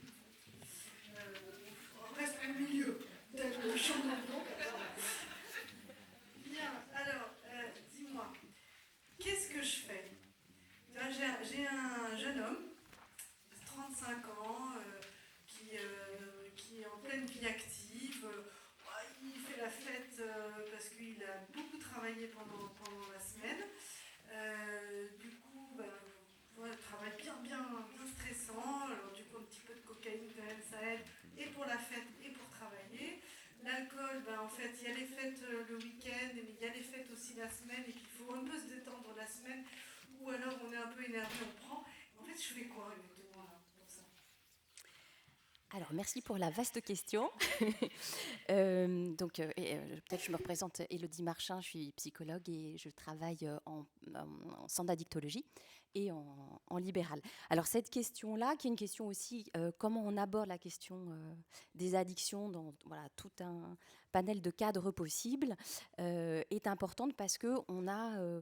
avec un peu le poids de la représentation sociale de l'addiction, l'idée que si on pose si on va dans ces questionnements-là, on peut blesser, heurter, parfois être un peu incongru dans les questions qu'on peut poser. Or, c'est un peu comme la question des risques suicidaires. C'est très important d'ouvrir vraiment la parole là-dessus. Donc sur cet exemple de situation clinique, on peut dire que là, a priori, si on a ces éléments-là, comme tu as dit, sur un usage de cocaïne qui est presque à visée de dopage, et l'alcool qui s'est un peu installé dans un usage qui n'est plus récréatif, festif, mais plutôt quotidien, qui commence à envahir un petit peu le terrain. Donc c'est qu'a priori, la personne nous en a parlé. Donc ce qu'on va faire, c'est qu'on va essayer vraiment d'en parler très ouvertement, évidemment sans jugement. Ça paraît aller de soi, mais on a en tout cas cette crainte-là et qu'on peut rassurer en se disant, on ouvre et puis on en parle simplement pour voir ce que la personne souhaite. Vraiment, en addictologie, on essaye de faire étape par étape. De ne pas brusquer, parce que on sait que ça prend un peu de temps, et déjà être un interlocuteur de confiance quand on est soignant, quel que soignant qu'on soit, c'est très précieux dans ces parcours-là, et ça peut vraiment aider à s'occuper de ces questions d'addiction. Donc là, sur cet exemple, on peut déjà se demander s'il y a un suivi qui est déjà en place ou pas, investi, comme un suivi avec un médecin généraliste, un psychologue, un psychiatre. Et là, du coup, je vais solliciter Alexandra sur est-ce que en cabinet, du coup, c'est des questions qui peuvent, en psychothérapie, des questions qui peuvent se traiter aussi dans ces espaces-là, où on est plutôt dans l'idée d'adresser un service spécialisé. Ça arrive souvent, d'autant que ça peut aussi venir, c'est pas forcément la porte d'entrée, le motif de consultation initiale, et on peut effectivement des cours de l'anamnèse ou même des premières consultations découvrir. Donc moi je dirais que c'est un peu comme pour la prise en charge des conduites suicidaires ou des idées noires, c'est de dérouler, prendre le temps, poser les questions et ensuite dans sa boîte à outils pouvoir prendre en charge le patient, et en fonction de l'évolution, pourquoi pas après prendre des avis plus spécialisés si nécessaire. Mais je pense que tout psychologue averti peut en collaboration, comme tu le disais, avec l'équipe voilà, médicale, psychiatre, travailler la thérapie d'un patient dépendant. Mais alors du coup, en pratique, parce que voilà, moi je suis médecin généraliste, j'ai 15 minutes par consultation. En fait, je pose quoi comme question en fait? Parce que là, il me dit, ouais, je prends de la coke et je bois. Bon, je me dis, c'est pas bien la coke. Bon, alors, c'est sûr. Mais en fait, qu'est-ce que je dois poser comme question pour déjà, moi, savoir s'il y a un souci? Parce que, enfin, j'en sais rien, mais est-ce que prendre de la cocaïne est toujours un souci? C'est une vraie question que je pose. Donc, qu'est-ce que je dois avoir comme question? Et si jamais je pense qu'il y a un souci, comment je peux, enfin, peut-être que vous n'avez pas de réponse, mais comment je peux l'amener à ce que lui se pose une question de savoir est-ce qu'il a une utilisation équilibrée?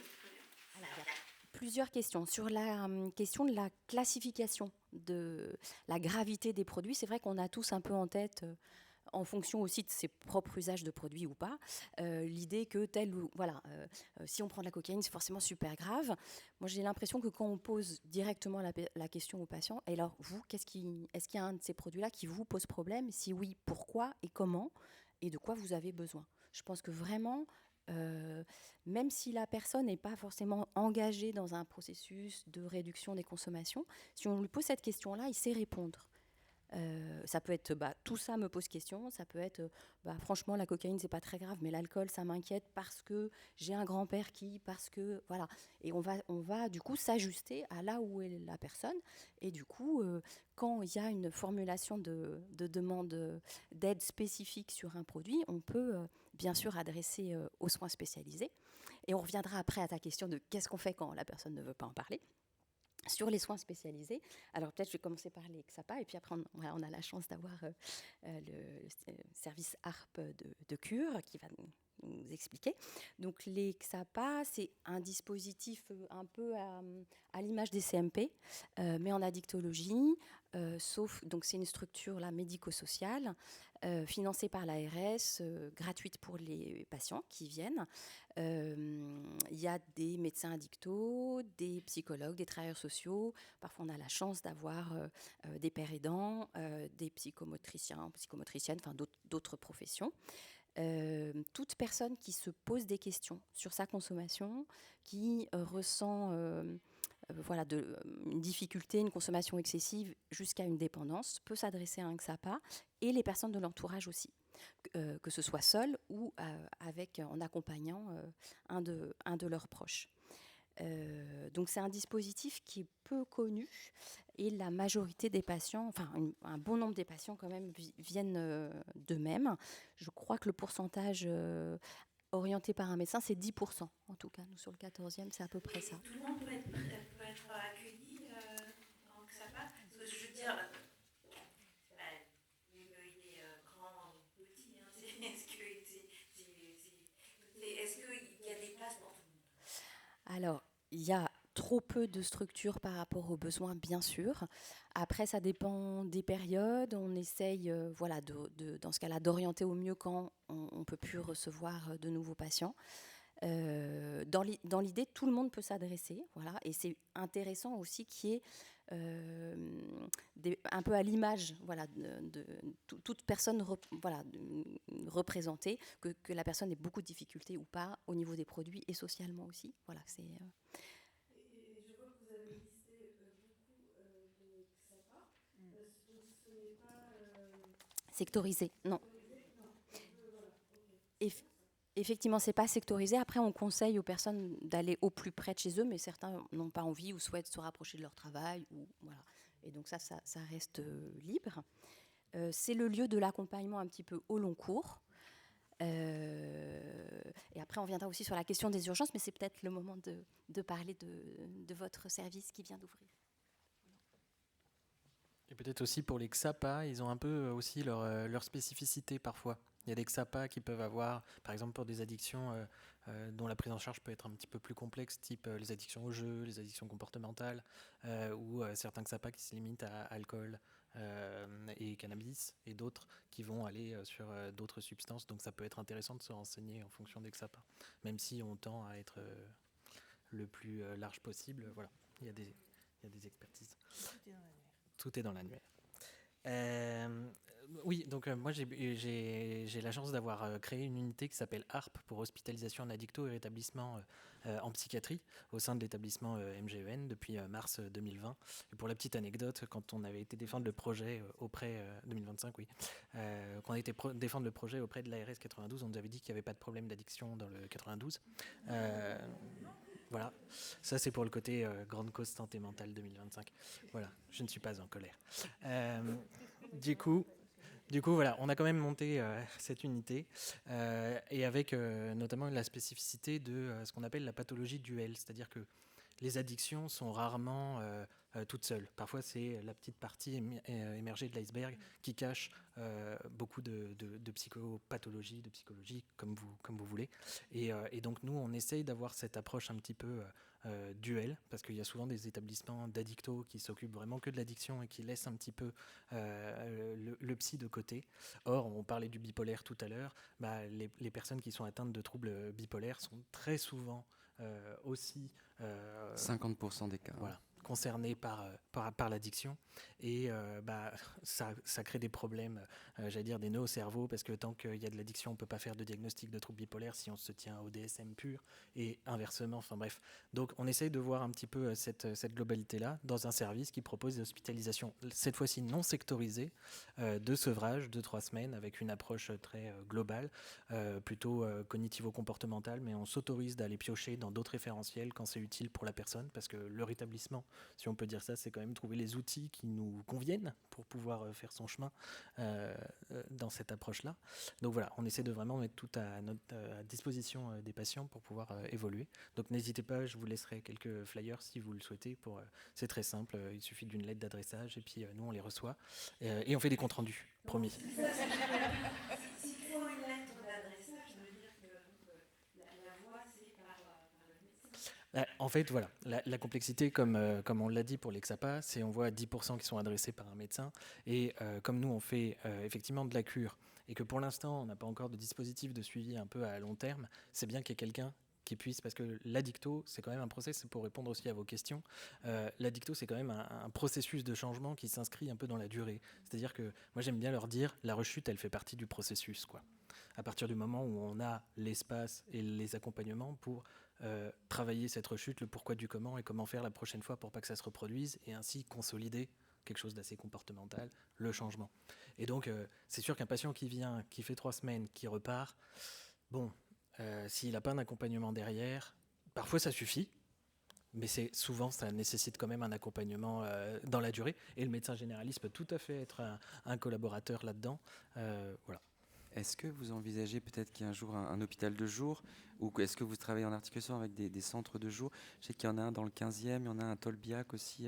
On est en train de faire un réseautage effectivement avec les structures qui existent, mais on aimerait bien pouvoir proposer effectivement, parce que après la sortie hospice, voilà, c'est bien d'avoir une continuité dans ce cadre de logique de progression dans le parcours. En tout cas, bravo, c'est très bien. J'ai juste une question très pratico-pratique. Enfin, j'en reviens à moi-même. C'est égocentrique, mais c'est comme ça. En fait, est-ce qu'on peut vous adresser à un patient, en fait, je ne sais pas si je vais bien l'exprimer, sans qu'il ait essayé en ville d'être suivi pour son addiction. Par exemple, quelqu'un qui vient, qui dit voilà, je bois, pour moi je suis addict, je ne peux pas. Est-ce qu'on a la légitimité de vous l'adresser comme ça, et comment ça se passe? Absolument, c'est des hospitalisations qui sont programmées. Donc en fait, avant, on les reçoit une première fois en consultation, dans lequel on fait un peu le point avec eux.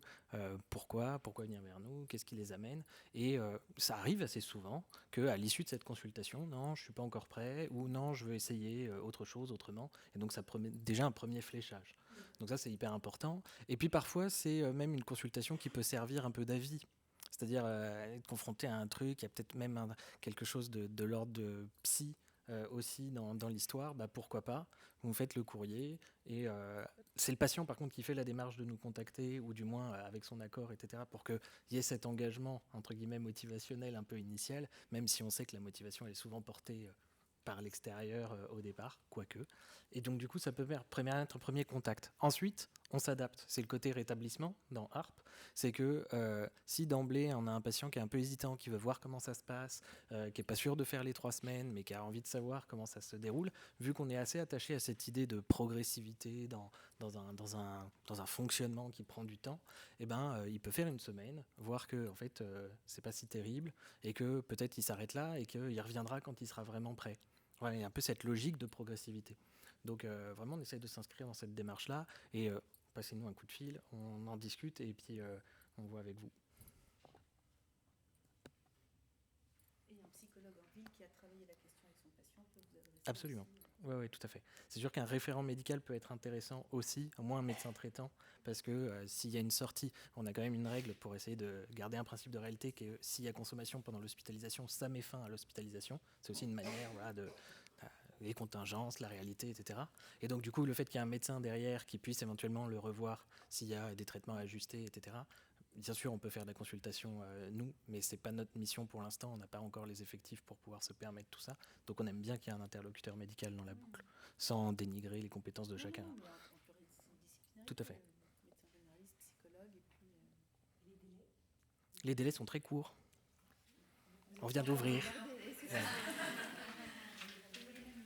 Par contre, pour la question des addictions, il y a peut-être le modèle un peu vulgarisé par Laurent Carilla, que vous connaissez probablement tous, sur les 5 C.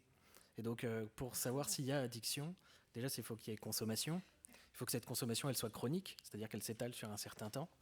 Il faut que cette consommation, elle soit, avec des cravings, c'est-à-dire vraiment cette obsession pour le produit, pour se procurer le produit, des pertes de temps. Il faut que cette consommation, elle soit continue, c'est-à-dire qu'il peut y avoir des périodes d'interruption, mais ça s'inscrit quand même dans quelque chose. Et enfin, il faut surtout que cette consommation s'accompagne de... j'ai le dernier qui m'échappe à chaque fois parce que c'est pas mon modèle, mais il faut qu'il y ait des conséquences. Voilà, la personne continue à consommer alors qu'il y a des conséquences négatives. Là, on va vraiment être dans la définition stricte de l'addiction. Quand on n'est pas tout à fait là-dedans, il peut y avoir des phénomènes de tolérance, de sevrage, etc. Il y a différents critères selon la CIM-10, ça on va repasser, mais quand on n'est pas tout à fait là-dedans, on peut être dans le mésusage, ce qui n'est pas forcément plus rassurant. Il y a des gens qui ne font pas de dépendance et qui pourtant sont dans le mésusage. Ça peut être discuté. Mais à partir du moment où il y a une consommation avec des conséquences, que le patient en a conscience et qui continue, c'est quand même un bon marqueur qu'il y a quelque chose qui a besoin d'être exploré sur le plan dicto. Le mésusage, c'est quand il y a une utilisation d'un produit, quel qu'il soit, qui va au-delà des recommandations. Je vais prendre l'exemple d'un traitement qui s'appelle les benzodiazépines, qui sont des traitements anxiolytiques. Si c'est prescrit par le médecin, que c'est pris dans le cadre de la prescription, que c'est arrêté à temps, etc., on est dans un usage normal. Si on commence à en prendre plus, si on commence à falsifier des ordonnances pour en avoir davantage, si on n'arrive pas à s'en passer, si on dépasse la durée du traitement qui a été établi, là, on rentre dans ce qu'on appelle le mésusage. Soit on prend des risques pour sa santé, ils ne sont pas encore là, donc on est dans un usage à risque, soit il y a des conséquences déjà, des addictions, on ne dort plus, on ne peut plus s'en passer, etc., etc. Et là, on va rentrer dans l'usage nocif, et quand il y a dépendance, avec les 5 C dont je viens de parler, là, on est vraiment dans l'addiction au sens strict. C'est pour ça que maintenant, on ne parle plus tellement d'addiction, on parle de troubles liés à l'usage d'une substance. Voilà, je ne vais pas m'éterniser sur les addictions. Pas besoin du micro, ça. Peut-être pour poursuivre un peu sur les ressources par rapport à la fiche, et ça reprend un peu l'idée de pouvoir proposer à chaque patient ce dont il a besoin au moment, à l'étape où il en est. Donc on a décrit un petit peu toutes les lieux où les personnes ressources. Je crois, Antonia, tu avais parlé d'un écosystème qui était important de mettre en place. On parle aussi beaucoup de modèle médico-psychosocial qui est peut-être un peu toutes ces dimensions de présentes pour pouvoir accompagner au mieux la prise en charge des addictions. Y compris, on ne les a pas là nommées, les associations aussi qui peuvent être très pertinentes, aidantes pour certains patients à un certain moment donné. Toujours l'idée, c'est que ce soit au bon moment. Voilà, 2 minutes. Et quand même, pour les personnes qui ne souhaitent pas parler de leur addiction, toujours ouvrir vraiment le plus possible les questions en prenant appui du point de vue de sa profession et des signes d'alerte qu'on a perçus sur des éléments factuels de la réalité qu'on peut tout à fait questionner. Et même si on a l'impression que ça ne donne pas tout à fait ses fruits et que la personne semble un peu fermée, nous, on le sait, après en addicto, comment un questionnement d'un soignant à un moment donné a pu permettre d'ouvrir « Ah tiens, c'est vrai quand même ». Et du coup, ça fait son chemin, ça prend du temps, mais ça fait son chemin. Oui, je complète avec ce que disait Élodie, c'est qu'effectivement, ce n'est pas parce qu'au moment où vous posez la question, vous soignant, ça ne fait pas tilt, que ça ne va pas faire son chemin et que la fois d'après... il faut le faire. Des questions ?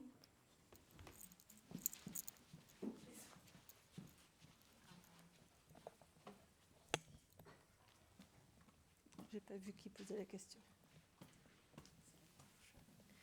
Oui, bonsoir. Moi, là, on a parlé du cas, si quelqu'un prend conscience de l'addiction. Mais l'entourage de la personne qui vit avec quelqu'un de l'addiction. J'ai vécu pendant des années avec quelqu'un qui avait une addiction à l'alcool. Qu'est-ce qu'on fait? Parce que la personne ne se rend pas compte. C'est quoi les instruments qu'on peut avoir? Et aussi, s'il y a une personne qui est mineure, qui a une addiction. Parce que là, on ne peut pas obliger quelqu'un à se soigner. On peut pas... Qu'on peut faire prendre conscience à la personne qui est en danger. Alors, je ne sais pas s'il y a des collègues qui voudront compléter. En tant qu'entourage, ce qu'on dit toujours, c'est que déjà, on a besoin d'être soi-même parce que c'est super difficile d'être aux prises avec ces questions-là quotidiennement. Et donc, c'est pour ça que, par exemple, dans les centres d'addictologie, les personnes de l'entourage peuvent tout à fait être suivies, y compris sur le long cours aussi. Et parfois, ça amène la personne, une fois que le lien de confiance est investi avec une structure, à pouvoir venir aussi. Ce qu'on aurait tendance à recommander, c'est d'essayer à la fois de nommer ce qui est, c'est-à-dire, oui, il y a trop de consommation, sans non plus se faire un peu le veilleur et guetter les moindres signes de consommation, parce que ça, après, ça enferme complètement et on parle de codépendance de l'entourage, c'est-à-dire qu'on devient soi-même dépendant de la consommation de l'autre. Alors, c'est bien sûr une déclaration d'intention, là, c'est pas du tout si évident dans la vie quotidienne, mais voilà. Alors, je ne sais pas si mes collègues ont envie de compléter là-dessus.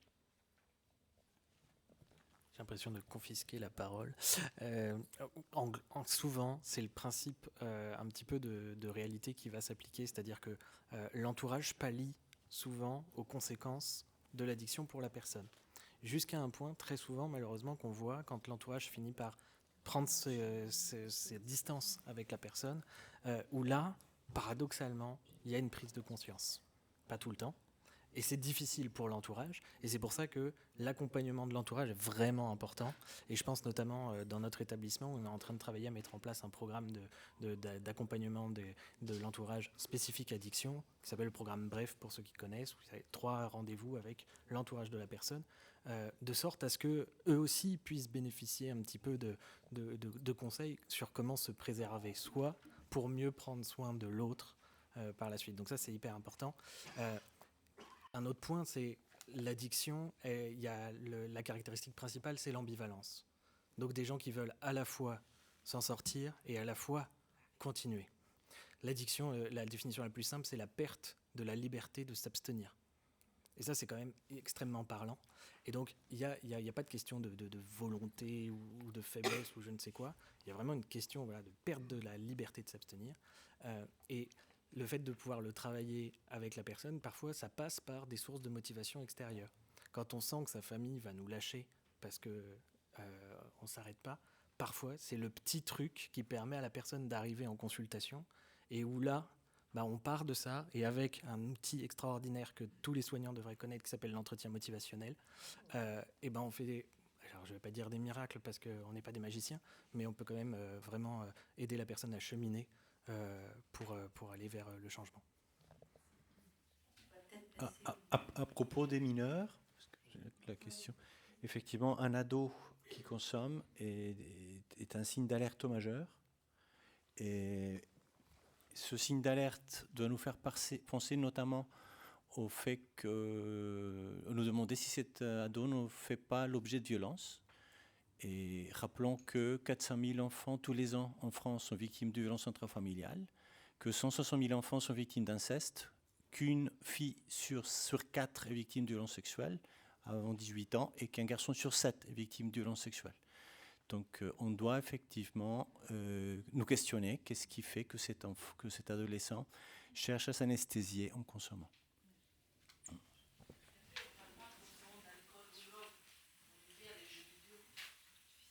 C'est aussi, bien sûr.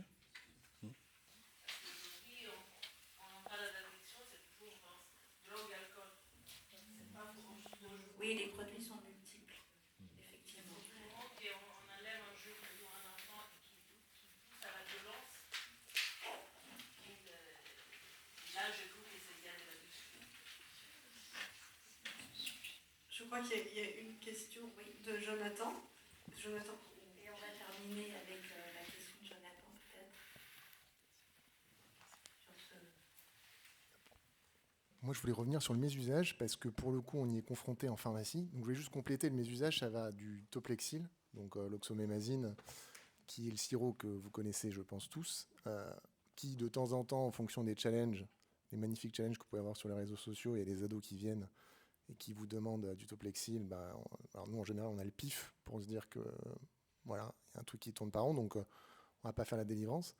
Ça va jusqu'au dafalglucodéine, où là, on se retrouve avec des patients qui en consomment des quantités astronomiques, et on le voit quand on lit la carte vitale avec le dossier pharmaceutique. On voit qu'en fait, ils ont fait plein de pharmacies, plein de praticiens.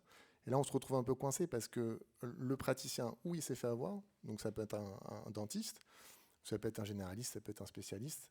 Bon, est-ce qu'on va l'appeler pour lui dire là, il y a un truc qui ne va pas, je délivre pas. En général, on va le faire.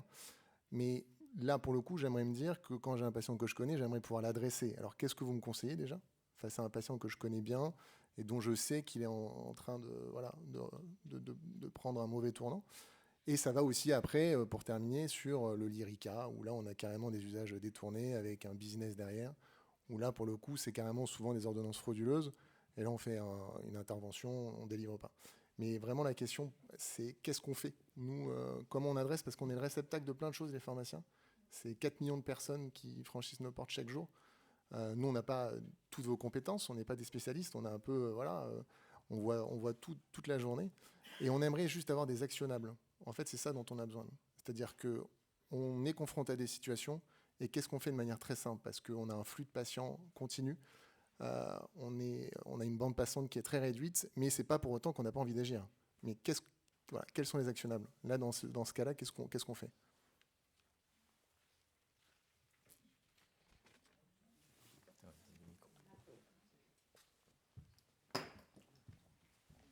Merci.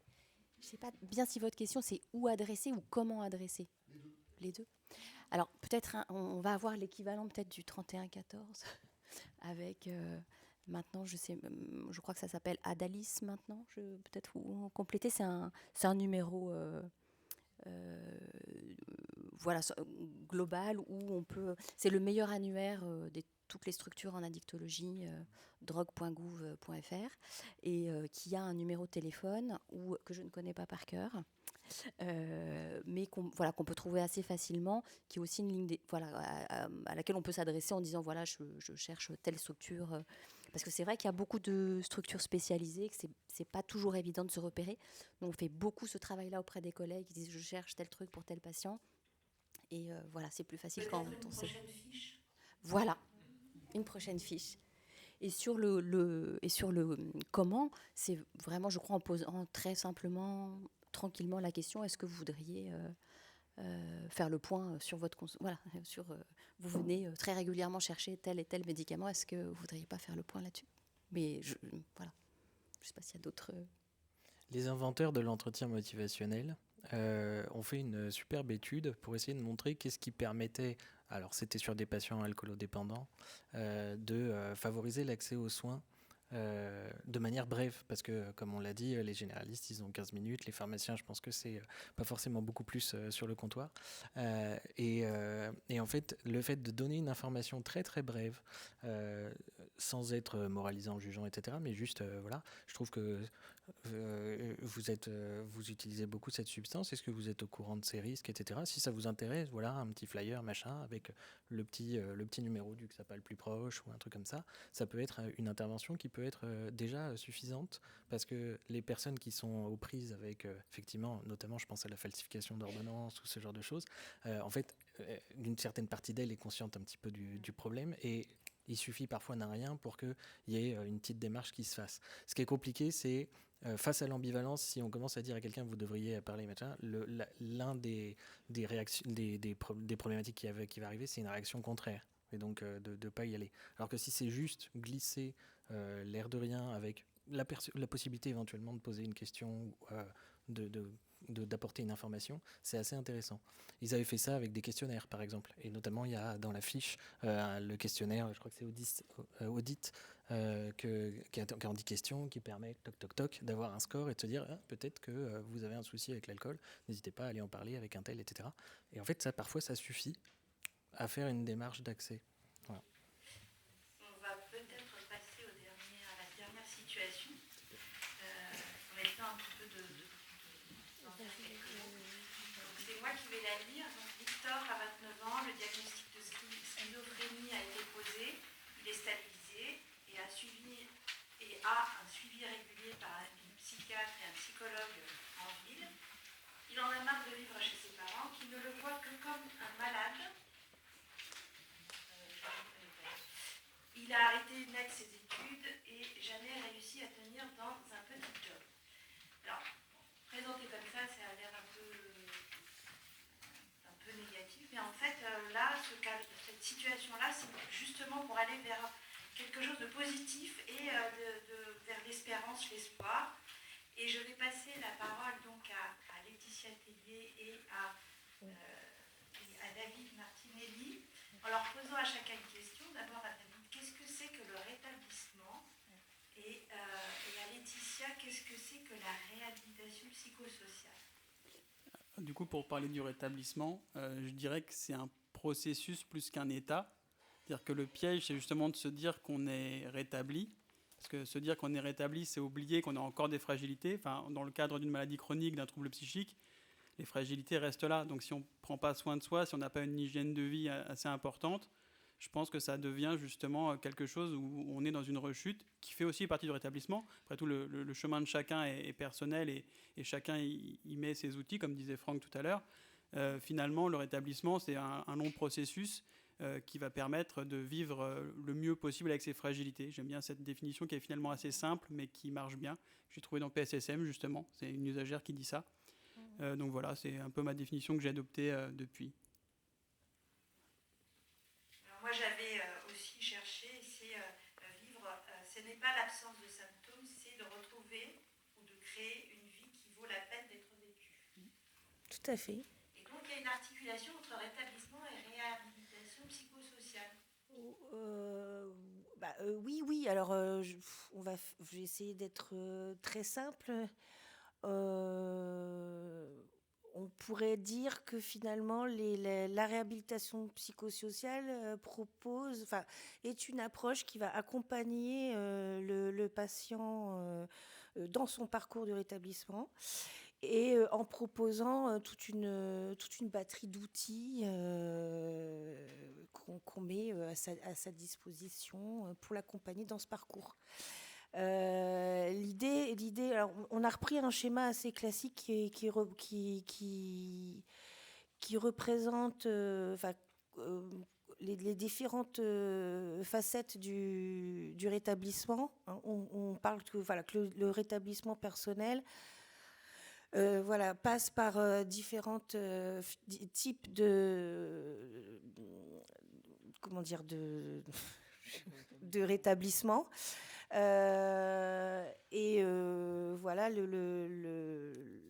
Les équipes de soins vont accompagner le patient dans son parcours au travers différents aspects de sa vie, puisque voilà, on n'est pas du coup limité.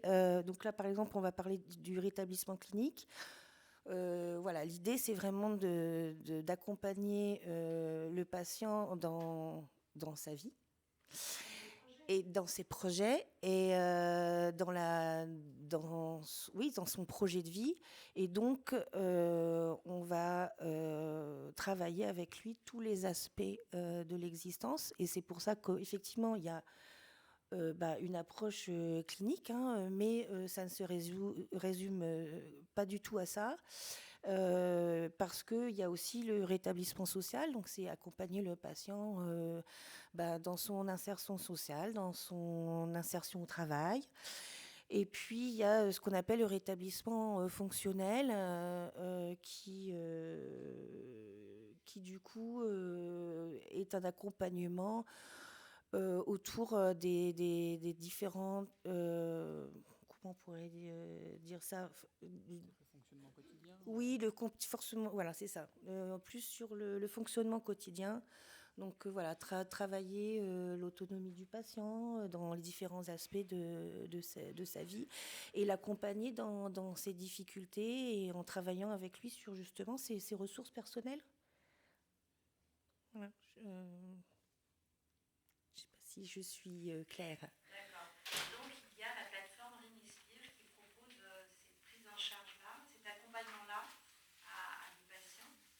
Oui, je laisse parler de la plateforme plutôt. Oui, donc la plateforme Réinspire qui est territoriale, donc qui est sur tout le Nord 92, on va avoir du coup un accompagnement un peu pour motiver aussi la personne, parce que parfois c'est un manque de motivation qui empêche la personne d'avancer sur son projet. Et puis aussi on va faire pas mal d'évaluations pour lever un peu, enfin pour identifier tous les freins qui empêchent la personne d'atteindre ses objectifs.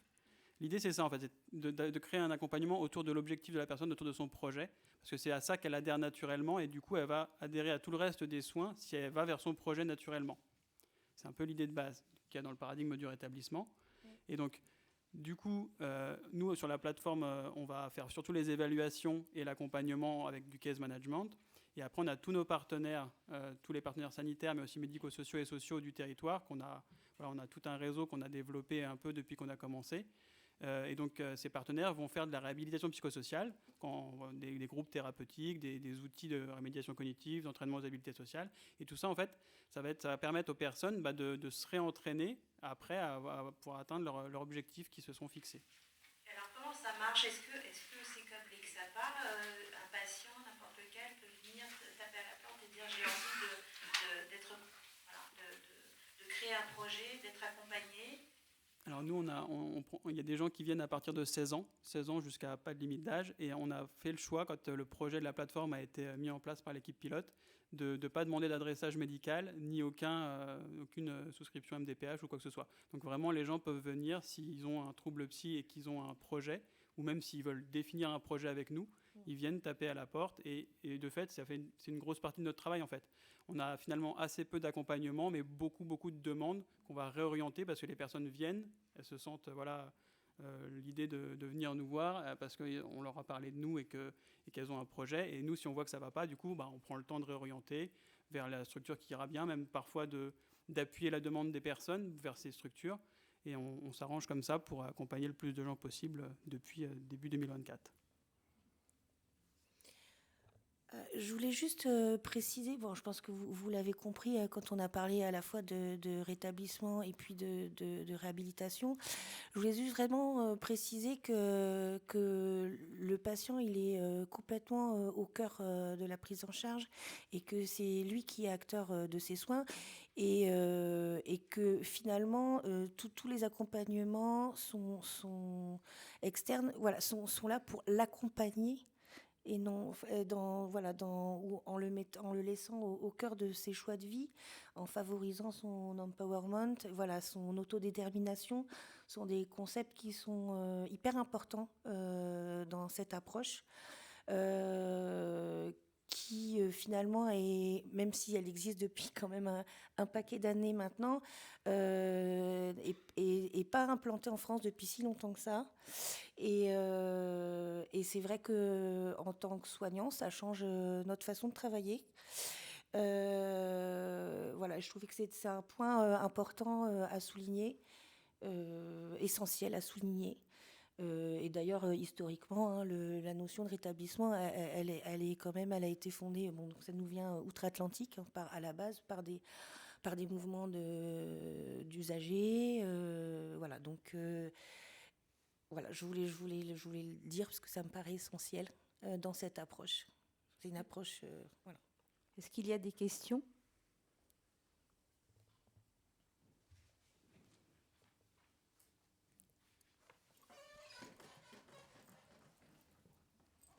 Oui, mais ce serait plutôt une remarque, je ne sais pas si vous y souscriverez, c'est que peut-être qu'il n'est pas forcément nécessaire, enfin il faut un rétablissement clinique suffisant, mais pas forcément total, pour pouvoir quand même avancer dans son rétablissement social et fonctionnel.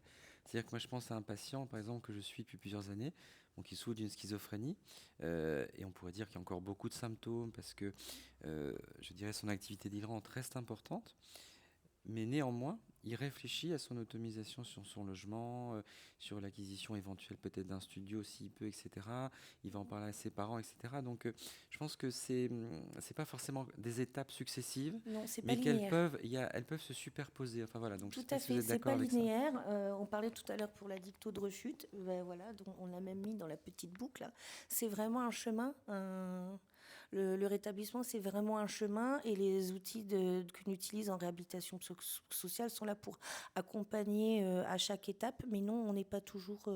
voilà, c'est pas linéaire, effectivement. Enfin, je te laisse là-dessus. Non, mais très bien, je suis d'accord. Et de fait, oui, quand on parle de santé mentale, ça ne correspond pas forcément à la symptomatologie. C'est-à-dire qu'on peut avoir une très bonne santé mentale et par ailleurs des symptômes encore très, très forts. De même qu'on peut avoir une mauvaise santé mentale alors qu'on n'a pas de symptômes. Et il y a aussi une approche, je pense que c'est Nicolas Rintaud qui avait fait ça avec 2 portes, la porte des projets et la porte du soin. Et j'ai trouvé ça pas mal, son approche, parce que du coup, on voit vraiment beaucoup de cas de figure. Et effectivement, on peut avoir des projets, envie de s'en sortir et de s'autonomiser, alors qu'on a encore voilà, beaucoup de symptômes persistants. Et on parlait, je ne sais pas si vous avez la diapo avec... alors ça, c'est quelque chose que j'avais eu voilà. On se base beaucoup justement sur les besoins exprimés des patients.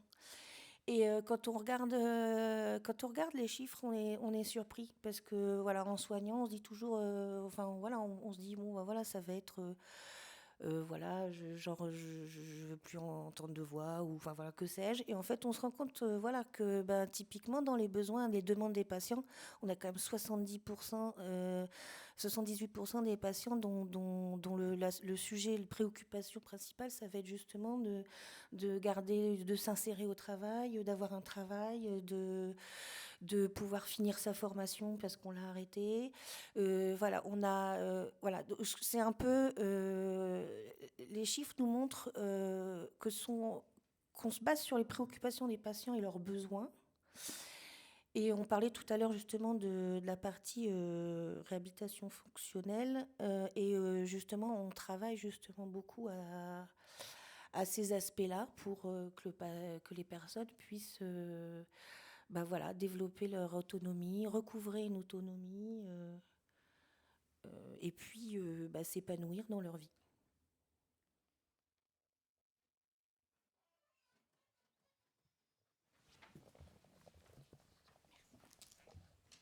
Des questions ? Non ? Alors, si pas de questions, on va conclure. Donc, pour conclure, bon, c'est une soirée riche. On a abordé plein de sujets. J'espère que ça vous a apporté des éléments pour mieux travailler. Nous, on a eu beaucoup de plaisir à la construire. Je rappelle aussi qu'elle s'inscrit, enfin elle s'inscrit pas vraiment, mais on a quand même saisi le fait qu'on était dans la semaine d'information sur la santé mentale, qui cette année a pour thématique rétablir le lien social.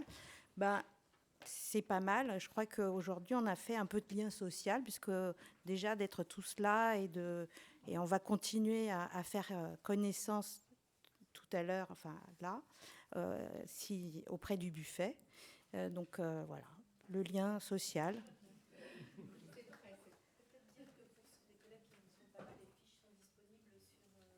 Oui, voilà. Merci, Alexandra. Donc, les fiches, pour les collègues qui ne sont pas là et pour ceux qui les perdraient en partant, les fiches sont disponibles sur le site de la CPTS. Et puis, il y a aussi autre chose qu'il faut absolument rappeler, c'est que pour faire lien, on a un outil exceptionnel, c'est l'annuaire. Donc, je vous engage à l'utiliser et aussi à remplir votre fiche si vous ne l'avez pas encore fait.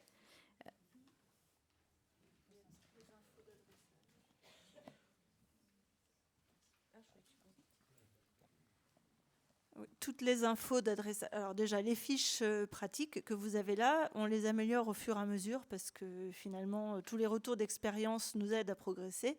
Donc, le site vous propose toujours la version la plus à jour. L'annuaire, donc sur la fiche ressources sur le site, vous verrez les liens cliquables pour toutes les structures dont vous avez entendu parler ce soir et celles qui n'étaient pas là. Et donc avec toutes les informations d'adressage, donc sur les fiches professionnelles, quand vous vous connectez avec vos identifiants, si vous ne les avez pas ou les retrouvez pas, vous m'appelez ou Nicolas. Et là, en cliquant juste sur ce lien, vous trouvez tous les éléments. Par exemple, ARP, vous retrouvez la brochure, l'adresse mail où envoyer le courrier d'adressage, etc. Donc, et si vous cherchez quelque chose qui n'y est pas, vous nous le dites parce que ça veut dire qu'on a du travail à faire et on le fera.